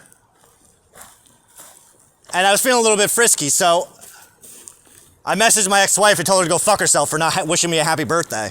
The following morning, I told her, hey, I sobered up. I feel much better. But tell the boy to get his shit together, make nice with his mom, with his daddy and his grandma, or I'm going to annoy the fuck out of your parents. Now, 3 months have gone by. Now, 3 months go by before the tennis team emailed me. Because even after I sent her that message, I started to freak out. I'm saying to God, my Lord, what the fuck? And my Lord, what did you say to me? When the time is right, I will let you know. Fast forward 3 months. The tennis team emails me. I email Richie and April. Charitable donation, please, for these 2 items for the boy. Thank you. Then I follow up the following week on the new moon in Sagittarius, which is also Rosh Chodesh Kislev, which is the 9th month of the Jewish calendar, if you're wondering.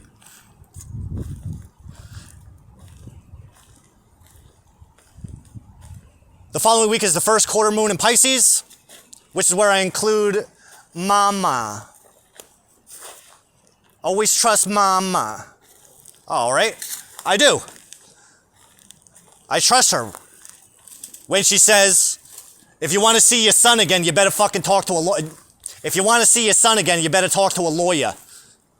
All right, I trust you. I trust you. And that's why do I not pay my alimony, Your Honor? Because my ex-mother-in-law said, if you want to see your son again, you better talk to a lawyer. That's why I don't pay my alimony.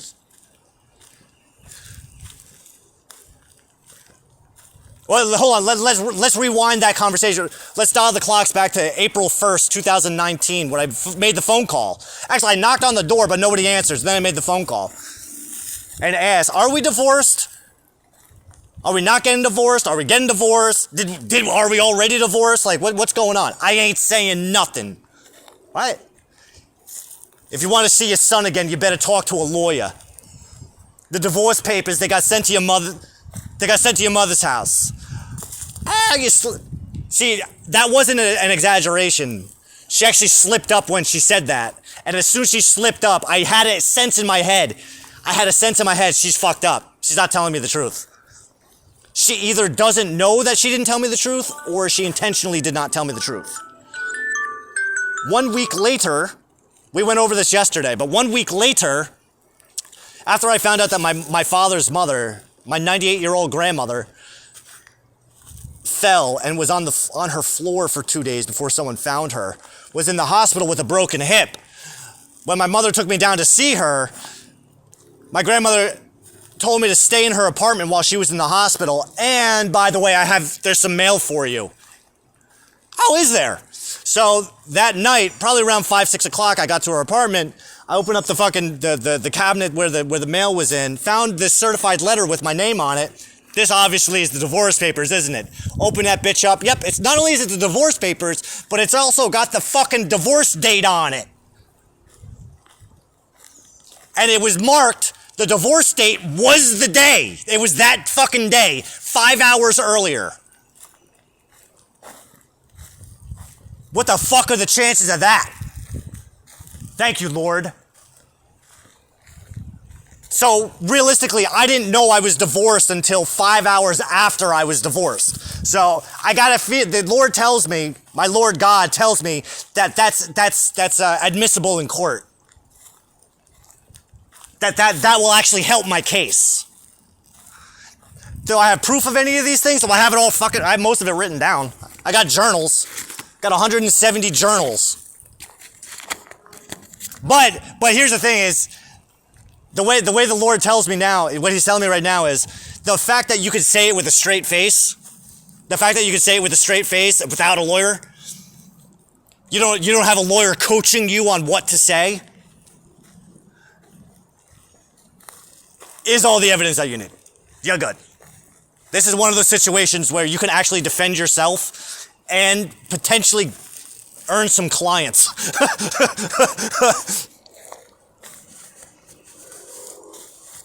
I'm a Jew lawyer. Yeah, I'm an expert in Jewish law. I'm an expert in Torah law, which is the law that all laws are predicated on. For instance, the 13th Amendment is predicated on Torah, on Hebrew slave laws. Did you know that?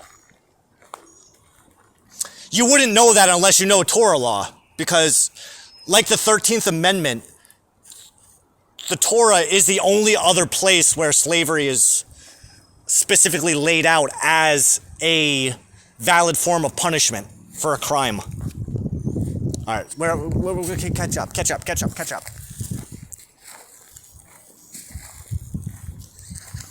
Right. So I did the follow-up with Joanne, my ex-mother-in-law, on the first quarter moon in Pisces, while the sun was in Sagittarius. This is just a few months ago. Oh, what's that? What's that? Wait, do I hear Joanne in my head? You're dead, motherfucker. You're dead. What are you gonna get? You gonna get one of your family hitmen after me? Let's see if they get past God. Or did you already conspire to kill me? Did you guys already conspire to kill me? Because I learned what a conspiracy is. After that first follow-up that I did with April and Richie, the Lord told me just to Google to see if there's a difference between zero parenting time and no contact. And that's where I learned that no contact is actually punished. They're two different things. Now, if the ruling is zero contact or zero parenting time, that doesn't negate visitation or contact. As a matter of fact, according to Google, according to New Jersey law, anyone found guilty of encouraging a child, a minor, under the age of 18, to not have contact or encourages a minor from not having a relationship with the non-custodial parent, fines and potential jail time. So you guys get to draw straws over who gets to go to jail. Well, it's got dark. And who knows, maybe I'll see you in there. That would be fun, wouldn't it? You ever remember that movie Bronson? With Ed Hardy? The guy loved jail so much that he would just find excuses. Yeah, if I found them in jail, like if we all go to jail together, they better get with the Muslims, they better get with the blacks, they better become someone's bitch. Because I will make them my bitch. My Lord, please, send me to jail with Richie and Jesse. Please, please, please, please. And I want the jail to be filled with their friends. This way I'm outnumbered. I want to be outnumbered for this. That'll be fun.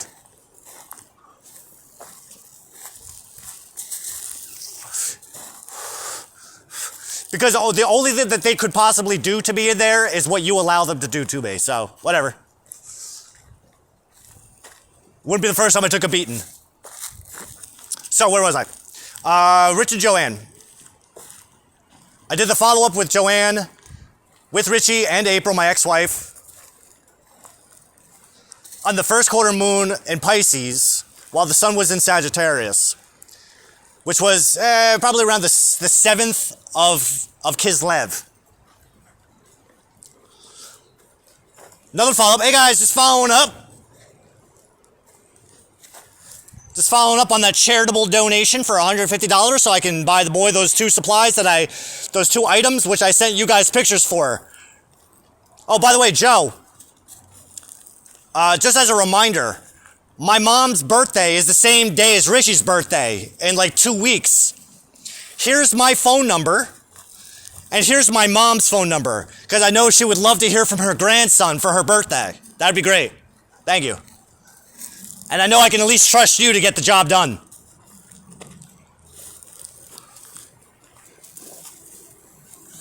Fast forward about 12 hours. That's when she messaged me back.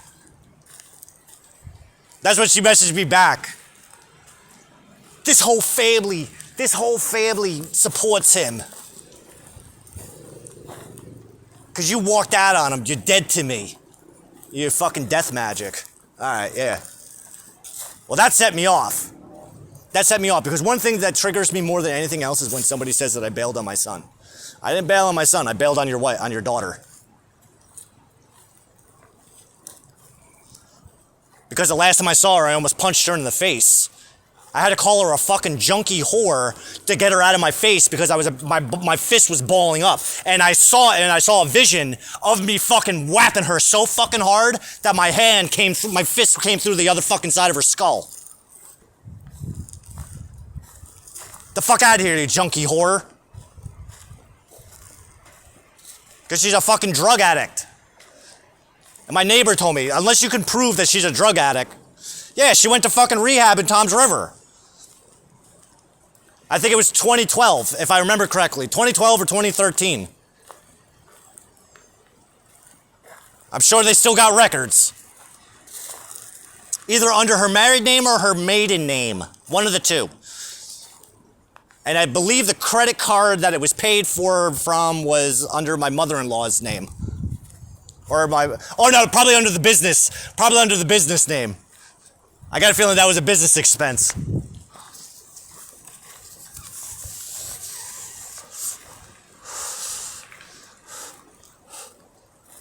Now,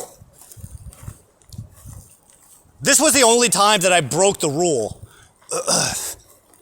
That I could only message them, right?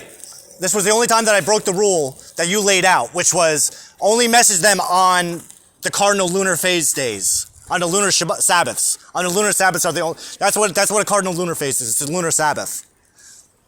It's not the same as a solar Sabbath. Solar Sabbath is from Friday night to Saturday night. That's Friday at sunset to Saturday at sunset, Shabbat. That's a solar Sabbath. The lunar Sabbath is a new moon, quarter moons, and full moons. Okay? Those are God's rules, not mine.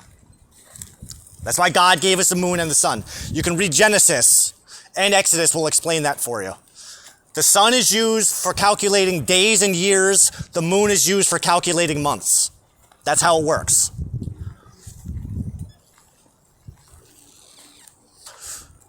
All right, my Lord.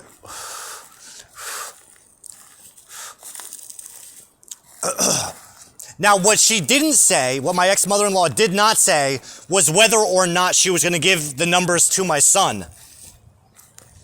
She instead turned it around on me to let me know that everybody was supporting him. The whole family was supporting him, including Judas Jang.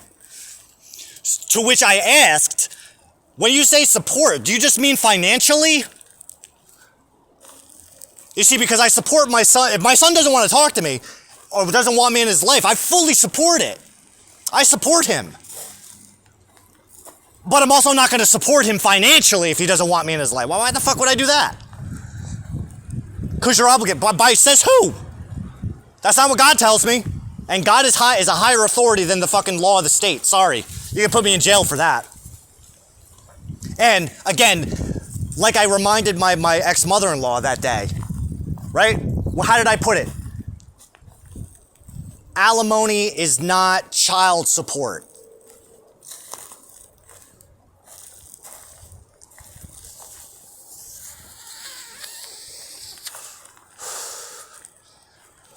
It's fucking heated. We still got 55%. And we're at an hour and 50 minutes. We're probably going to run out of memory before we just keep on going. All right, so then the following week, the third quarter moon, that might have actually been the third quarter moon in Aries. No. That might have been the third quarter moon in Libra, I believe. Because I think the sun had transited into Capricorn. Now, what was interesting was the day before the whole thing with Joanne, my ex-mother-in-law, that was right when Mars went into retrograde. Because Mars went into pre-shadow 2 days after Miss Kim called me, which was 2 days after Rosh Hashanah, which was the day when I purged all that Miss Kim stuff. And then Miss Kim just popped up as I was writing about her. And then 2 days after that is when Mars went into pre-shadow, which is the preliminary phase of the retrograde cycle. See, there's 3 phases to a retrograde cycle. There's pre-shadow, there's the retrograde, and then there's the post-shadow. So when a planet goes forward, back, and forward through those degrees. So the retrograde degrees that a planet retrogrades through are the same degrees that it does the pre-shadow and the post-shadow. So it's pre-shadow, retrograde, post-shadow. And it just happened to be, coincidentally, that the Mars retrograde began during there. Now, it's also important to note that this is all going on during the Mars retrograde sequence, but there's also a Mercury retrograde going on during this whole thing too. And the Mercury retrograde started and ended from the first message the week before the Sagittarius new moon until the third quarter Libra moon, which I was just about to get into.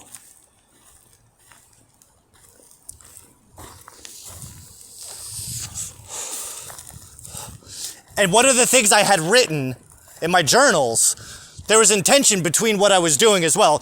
I was being honest about the $150. That wasn't a thing. But also at the same time, what I was doing, I was taking my power back from these people by showing them that even if I am who you think I am, I needed to prove to myself that I am not who I think you think I am. I had to take my dignity back. I had to take my power back. And perfect timing with this song too. I'm not unconvinced that Miss Kim is my future wife. That she's the matriarch to my patriarchy. That she's not the queen of the Jews. I'm not unconvinced. I leave that up to you, my lord. Anything dealing with Miss Kim is that's on you. But one of the other things I wrote was that by dealing with these people the way in which that I'm dealing with them is clearing out any past relationship baggage that could get in the way of me being the man that Miss Kim needs me to be.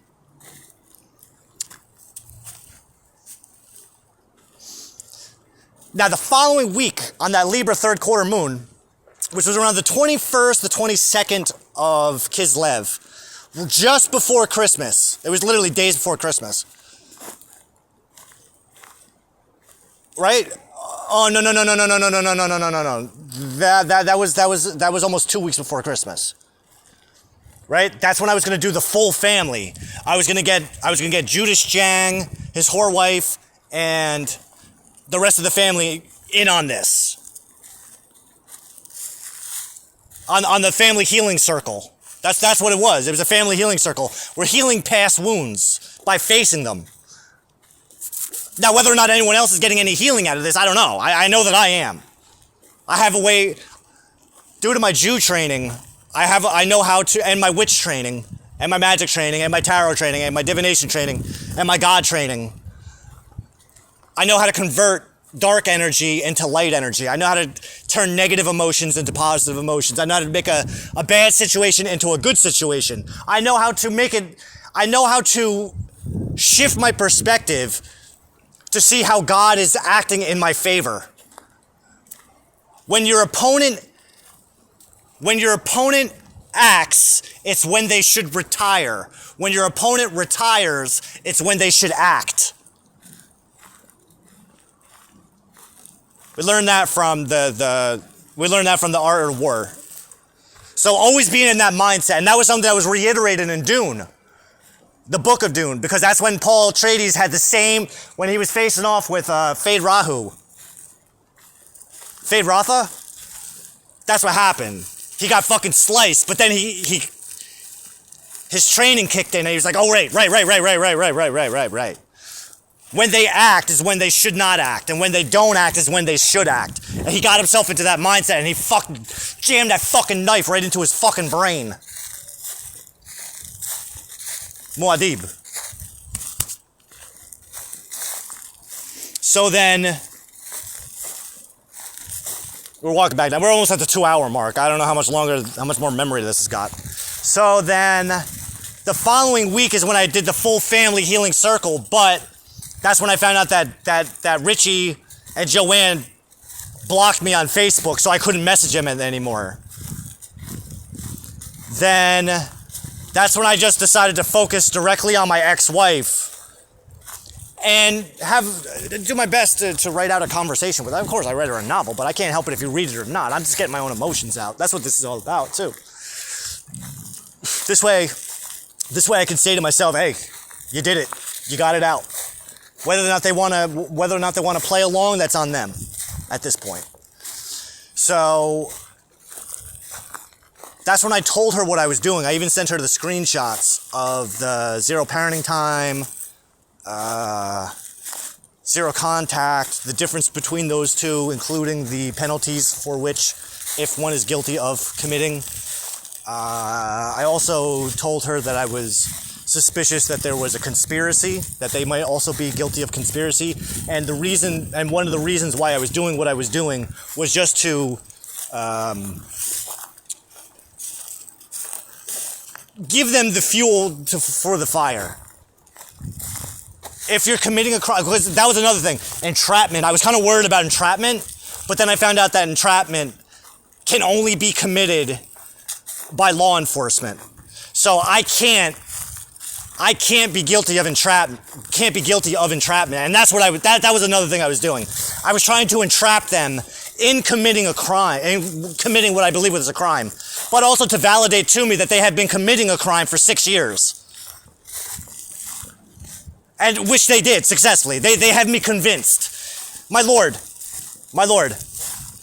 I asked you earlier to provide me evidence to convince me that I'm not the king of the Jews. First and foremost, can you please, pretty please, with sugar on top, provide me some kind of proof, something to believe that that they haven't been committing a crime and they aren't going to jail? Can you just give me something? Something to make me realize that I'm the one that's in the wrong here and that I have been in the wrong for all these years. I'm guilty. I'm guilty of contempt of court. I'm guilty of contempt of court, and I'm doing it on purpose because I want to piss the court off, because I refuse to obey the system. This has nothing to do with my ex-wife or my ex-wife's family or anything that they may or may not have done to me. This is only out of my despite. This is only out of spite for the court system. State and federal. How is that? Did I do good?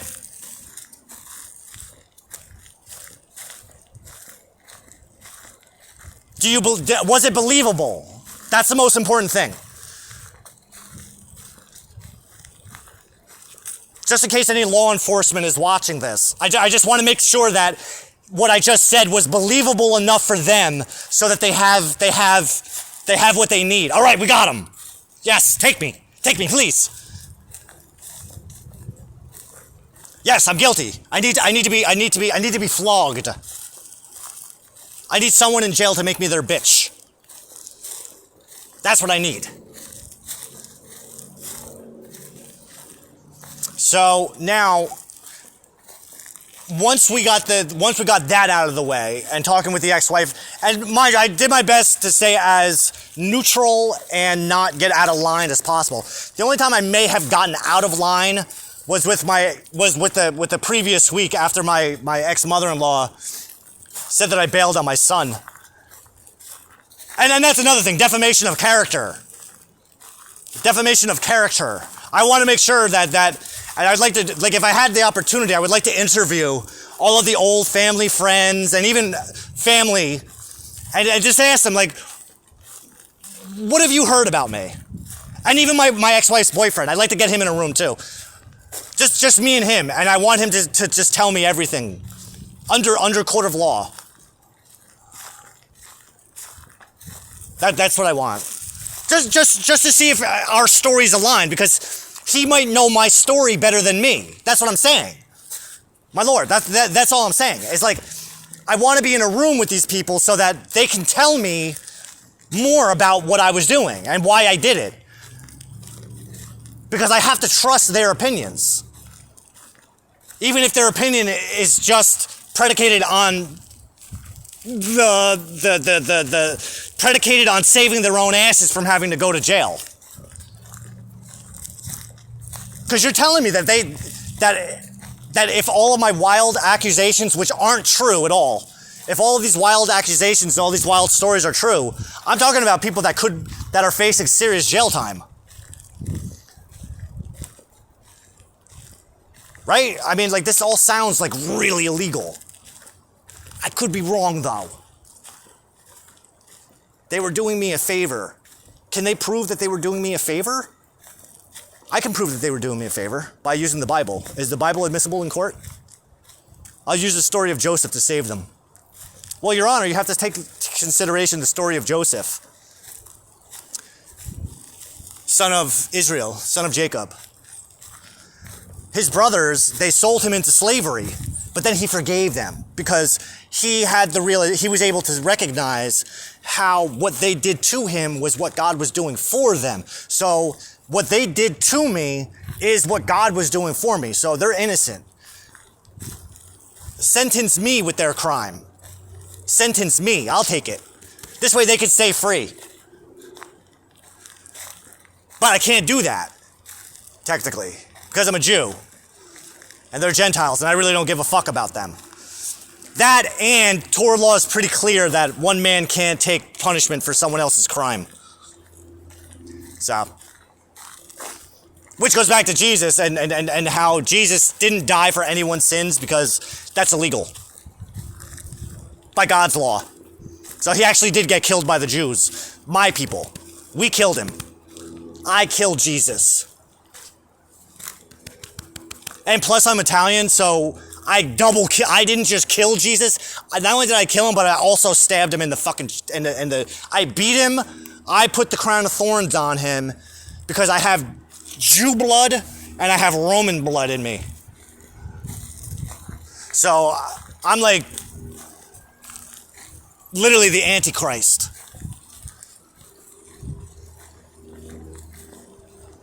I wasn't half joking on that one. That's a true one. Well, maybe we'll get into the Antichrist stuff the next time. Right? Do you want to get into the Antichrist stuff at all? Well, not right now because it's 2 hours in, but... And I got a shit ton of work I still got to do. Alright, so... Oh, is my mom going to be pissed off when she finds out I did all this? Yeah? No? Maybe? A little bit? At first, she'll be a little shocked, but... What comes out of it is actually going to make her day, and then she'll get to see her grandson again. Hooray! How you doing, boy? How does it feel surviving kidnapping?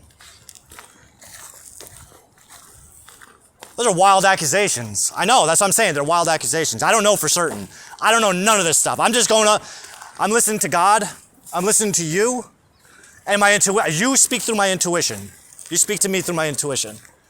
That's how it works. That's how it works for prophets. Not Profit, but Prophet. Prophet with a PH. Kind of like fat with a PH. All right. Right, so then there was the week that I just did April, and that's where I officially named it the Family Healing Circle. And I thought it was a really nice conversation. I really don't remember. Well, she didn't respond to anything. Probably for legal reasons. Probably wise. But then going back, if we go to the art of war, and then we take into consideration that mindset of when your opponent retires is when they should have acted, and they should have acted when they retired. Meaning, they chose not to do something when they should have done something, and they did something when they should have not done something. Now, the one satisfaction is that when I had the messenger group with the mom, after she said I bailed on my son, like that's when I kind of lost my shit.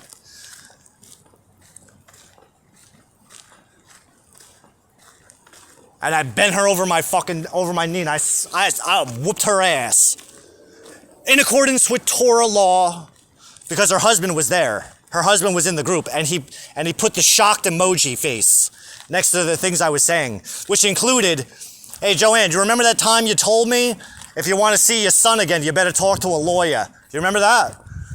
I put that there, and then Richie did the shocked face. I wonder if that's ever been brought up. Hey, it's Easter. What are you guys doing today? Are the kids hunting Easter eggs? Do any of the children, including Desmond, do any of the children know what's going on? Does Desmond know about all this? Or have you been keeping that from him? Is Desmond even alive anymore? I really don't know.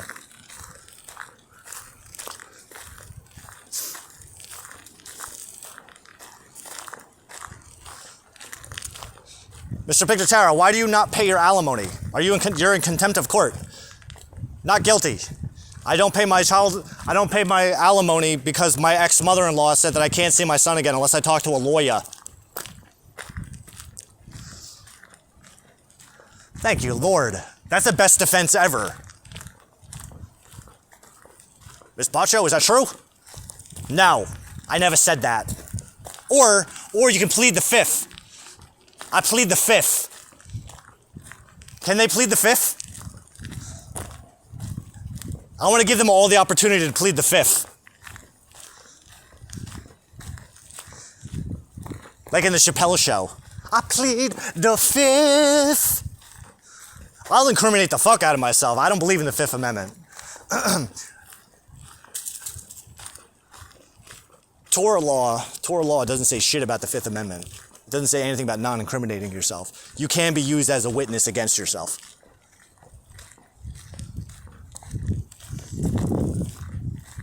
Your Honor, what I would like to do is, if they're going to face any jail time, I would like to give them the option to invoke the 13th Amendment and make them my slaves, my Jew slaves. Because I'm a Jew. And it's my right under God to own slaves if I want, regardless of what the 13th Amendment says. Well, actually, that's not true. That's not true. In accordance with the 13th Amendment.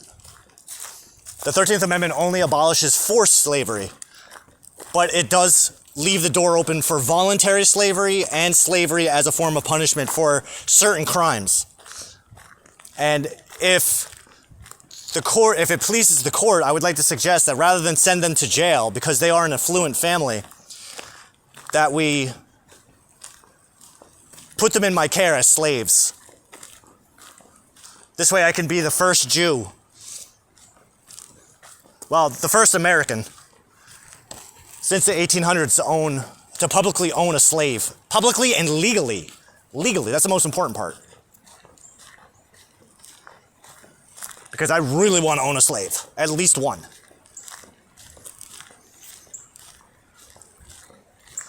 Now, after the third message, which was only with my ex-wife, and that's where I kind of laid out my master plan, well, God's master plan. I mean, I can take credit for it. How you doing? I can take credit for it, but you gotta understand, like, even if I say my master plan, I'm talking about God's master plan, because I'm just the one who did the things. God said, pick this up, I pick it up. God says, put it down, I put it back down. So, I mean, the God of Israel is admissible in court, yeah? As a Jew? I don't know how that works. Or do I have to pretend that God doesn't exist to appease the court? How does that work?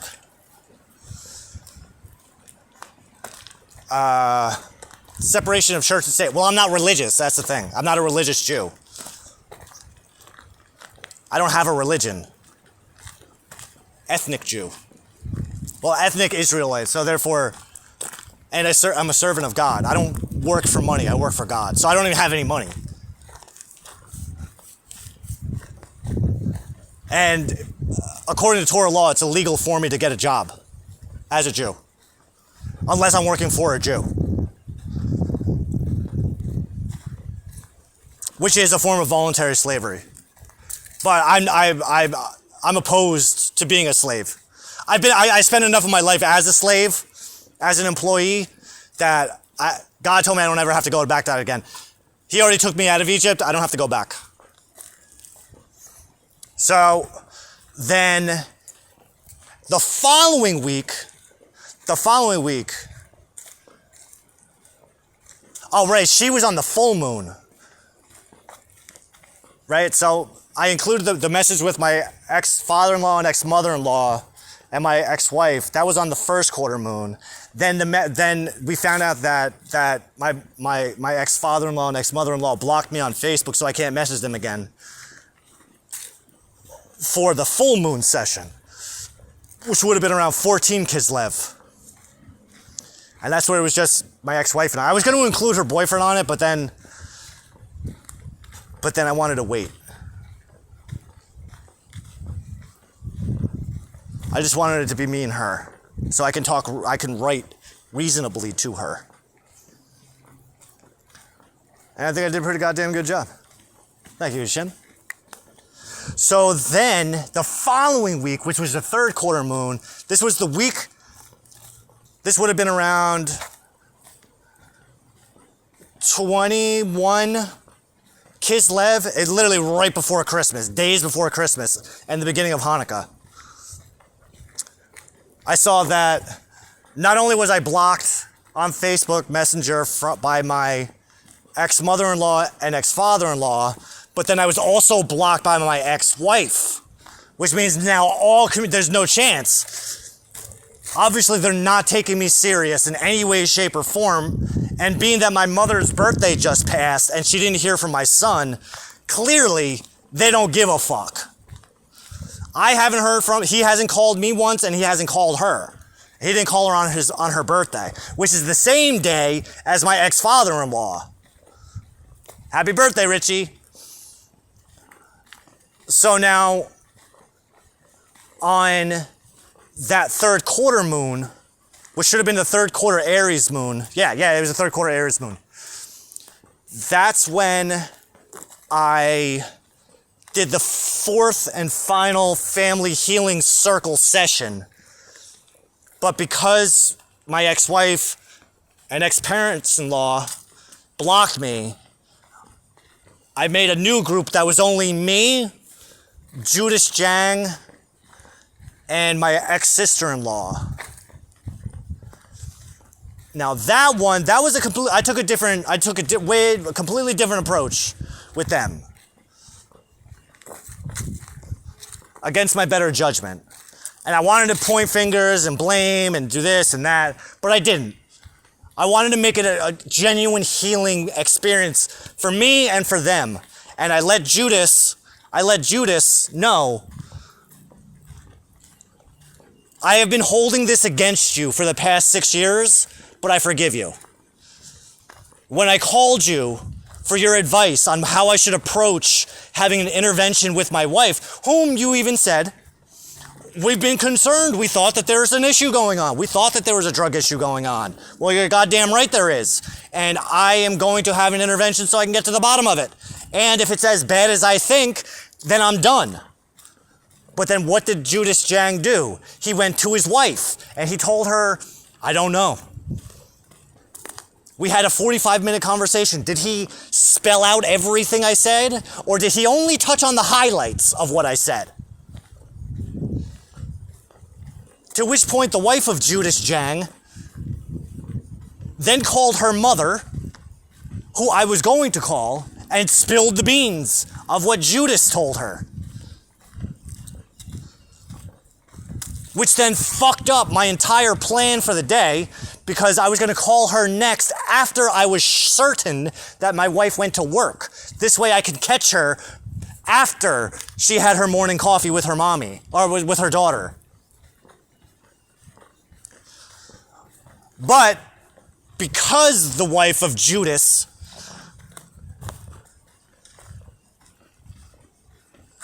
told her mommy what Judas told her, which I have to assume was a paraphrased form of what I said, probably saying Derek's leaving April. And the reason I would even say that it was probably condensed down to that is because everybody knew she was a fucking drug addict.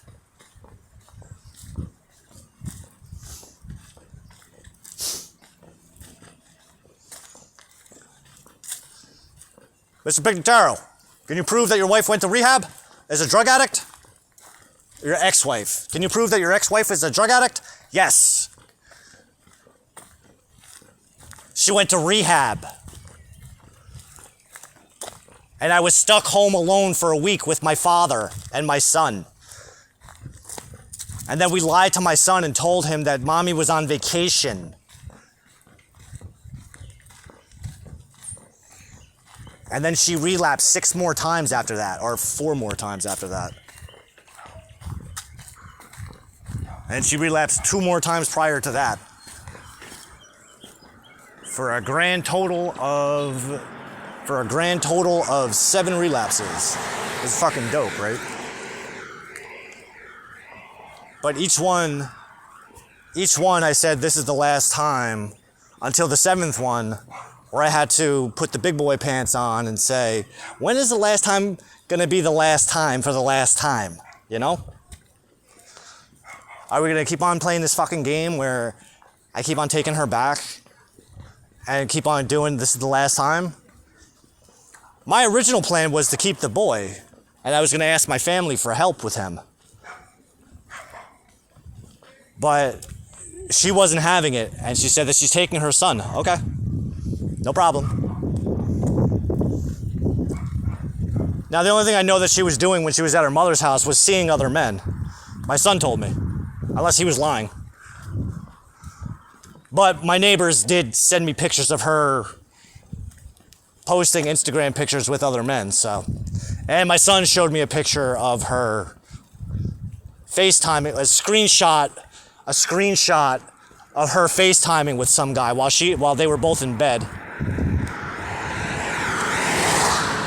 Then he also told me that she had a boyfriend who's a gym teacher.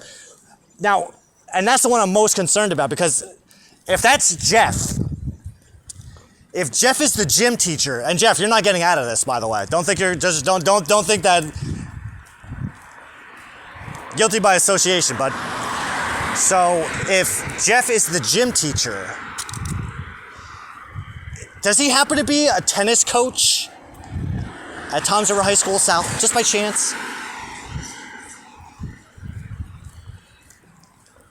And if so, did he have sexual relations with my wife at any point from August 2018 to April 9th, 2019?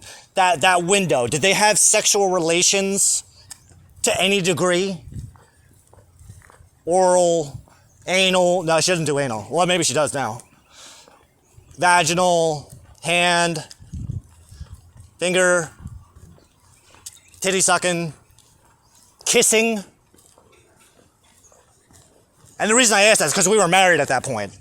Like, that's not, just because we weren't living together and we were technically separated, I get a sense that doesn't count to say, hey, you can just go fuck around all you want.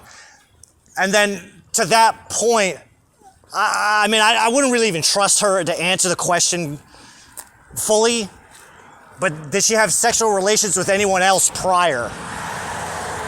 I know one of my neighbors said that she was over there one day. She told him that she was having an affair with some guy.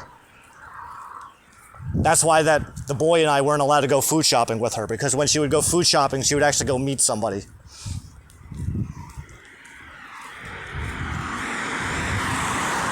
And that also doesn't necessarily count. And also, like, if we could ask her, again, too, like, were you sleeping with the neighbor? Were you blowing the neighbor or sleeping with the neighbor to get painkillers? The neighbor across the street. Like the time that you told me that you were blowing your boyfriend on my side of the bed while I was at work, after I found that shirt that was clearly not mine next to the bed, and then he said I was blowing my boyfriend on your side of the bed before you got home. Like, were you being honest?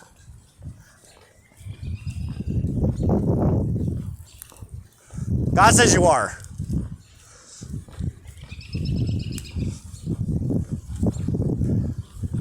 Junkie whore.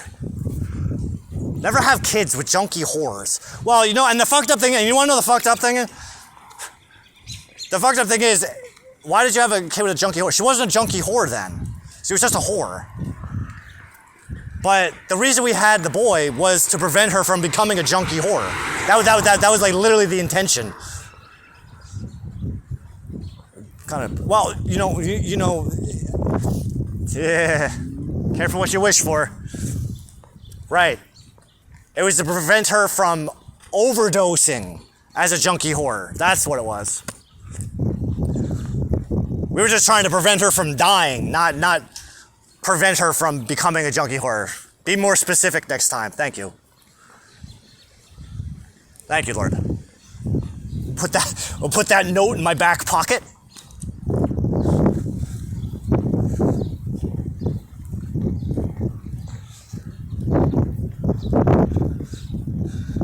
Now, mind you, at the same time, kidnapping, it's not really kidnapping. Because you gotta understand, too, is magic intention admissible in court? Because, Your Honor, like, I have to admit that the day of conception, I've set the intention. I don't know if you're familiar with Chabad, the Hasidic teachings of Judaism. Yeah? No? Well, according to the Kabbalah, all babies form as a thought within their father. Well, I mean, this might just be for Jewish children. I don't know about the other fucking animals, but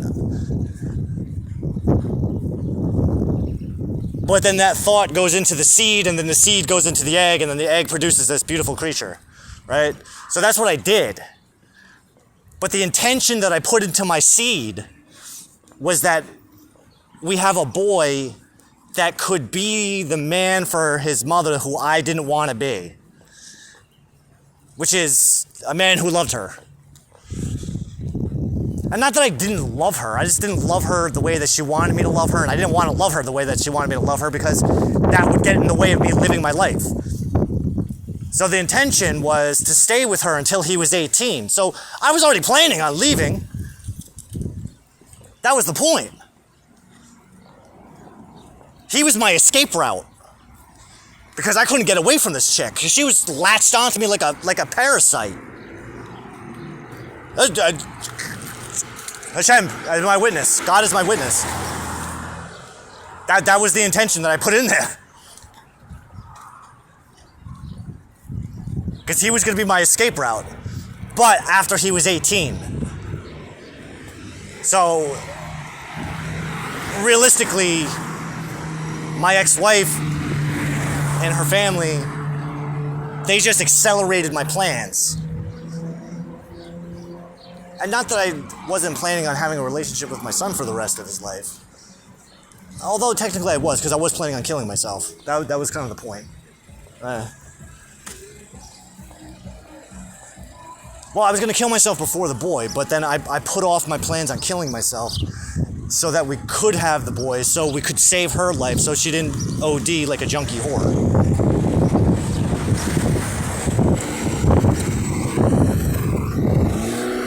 Which is kind of fucked up, but the suicide plot, my suicide plan is from when I was 12. So I had this worked out my entire life, that when I was 30, on my 30th birthday, I was going to kill myself. But when I was 25, my ex-girlfriend used my words against me and got a restraining order against me, which then prevented me, which took away my Second Amendment right to own a gun, which means I couldn't buy a gun to fucking blow my brains out, which is what I fucking wanted. And then I had the kid, and now I can't kill myself again until he's at least 18. But now he's going to be 18 in a couple months, and now I'm not planning on killing myself no more because I work for God, and God, that's illegal. Like, it's literally illegal. I can't kill myself. And plus, I love serving God so much. I love God so much, and I love serving God so much that I have no intention on killing myself anymore because my life is just that fucking cool. You feeling me? I mean, as much as I would like to watch these people suffer, as much as I would love to see them in jail, and as much as I would love to see them prostrating down before me like I'm God to them, I have to forgive them and drop all charges. Even if it's worse than what I think. And not just against them, but everyone. Even their co-conspirators. Like, just drop it. Just drop it. All. I forgive it all.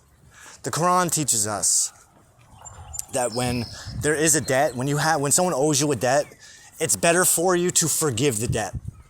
It's the more right thing to do. Plus, at that point, what it's doing is actually it's showing your character.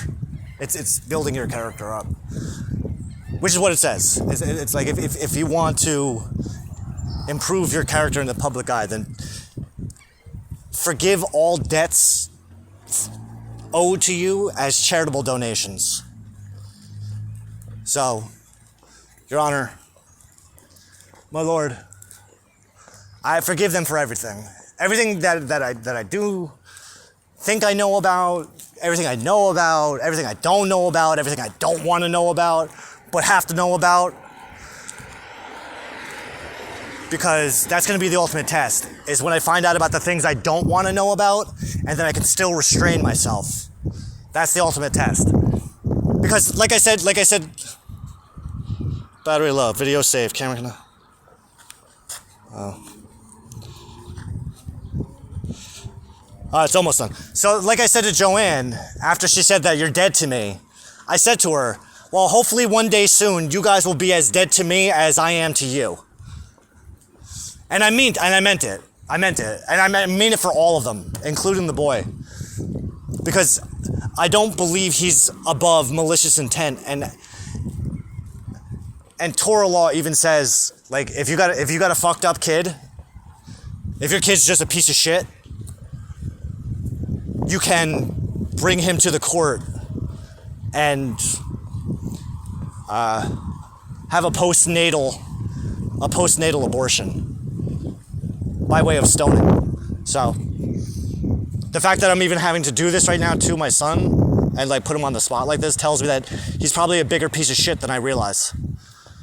And that all the times that he blocked me, even now, like how he has me blocked on every single one of his social media, like it's with intention, because he doesn't want to know, and he doesn't care. So, and mind you, I mean, this is me just speculating, but it's I've learned that it's better to assume the worst than pretend that it's the best. Now, that's not to say, because I am a student of Aristotle as well. I'm an avid student of Aristotle. So, and as such, well, I'm about halfway through his courses on logic. So I've been through categories on interpretation, the first book of prior analytics, and I'm about 80% of the way through book 2 of prior analytics. So I'm not an uneducated man, as I stated yesterday, but I do know a thing or two.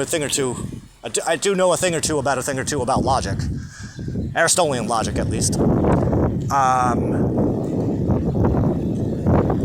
And as such, I'm not unfamiliar in the ways of the faculty of contraries, meaning I know how to maintain and hold two conflicting truths as true at the same time. So just as the sun sets in the west, it also sets in the east and the southern equator. So one is true, one isn't true, but they're both true. Just like from the perspective of the southern equator, the South Pole is the North Pole. And you don't have to take my word for it. You can go to the South Pole with a compass and it'll show you. Because north points to south. So if we look at it from that perspective,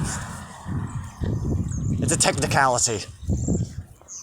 It's a cosmic technicality that I have no control over. I can't. Like if we go to the South Pole or the Southern Hemisphere and we take out a compass and we watch the sunrise, it's going to show west. You know what I mean? And that's a science fact. I can't make any of this shit up. I'm not that creative. Hello.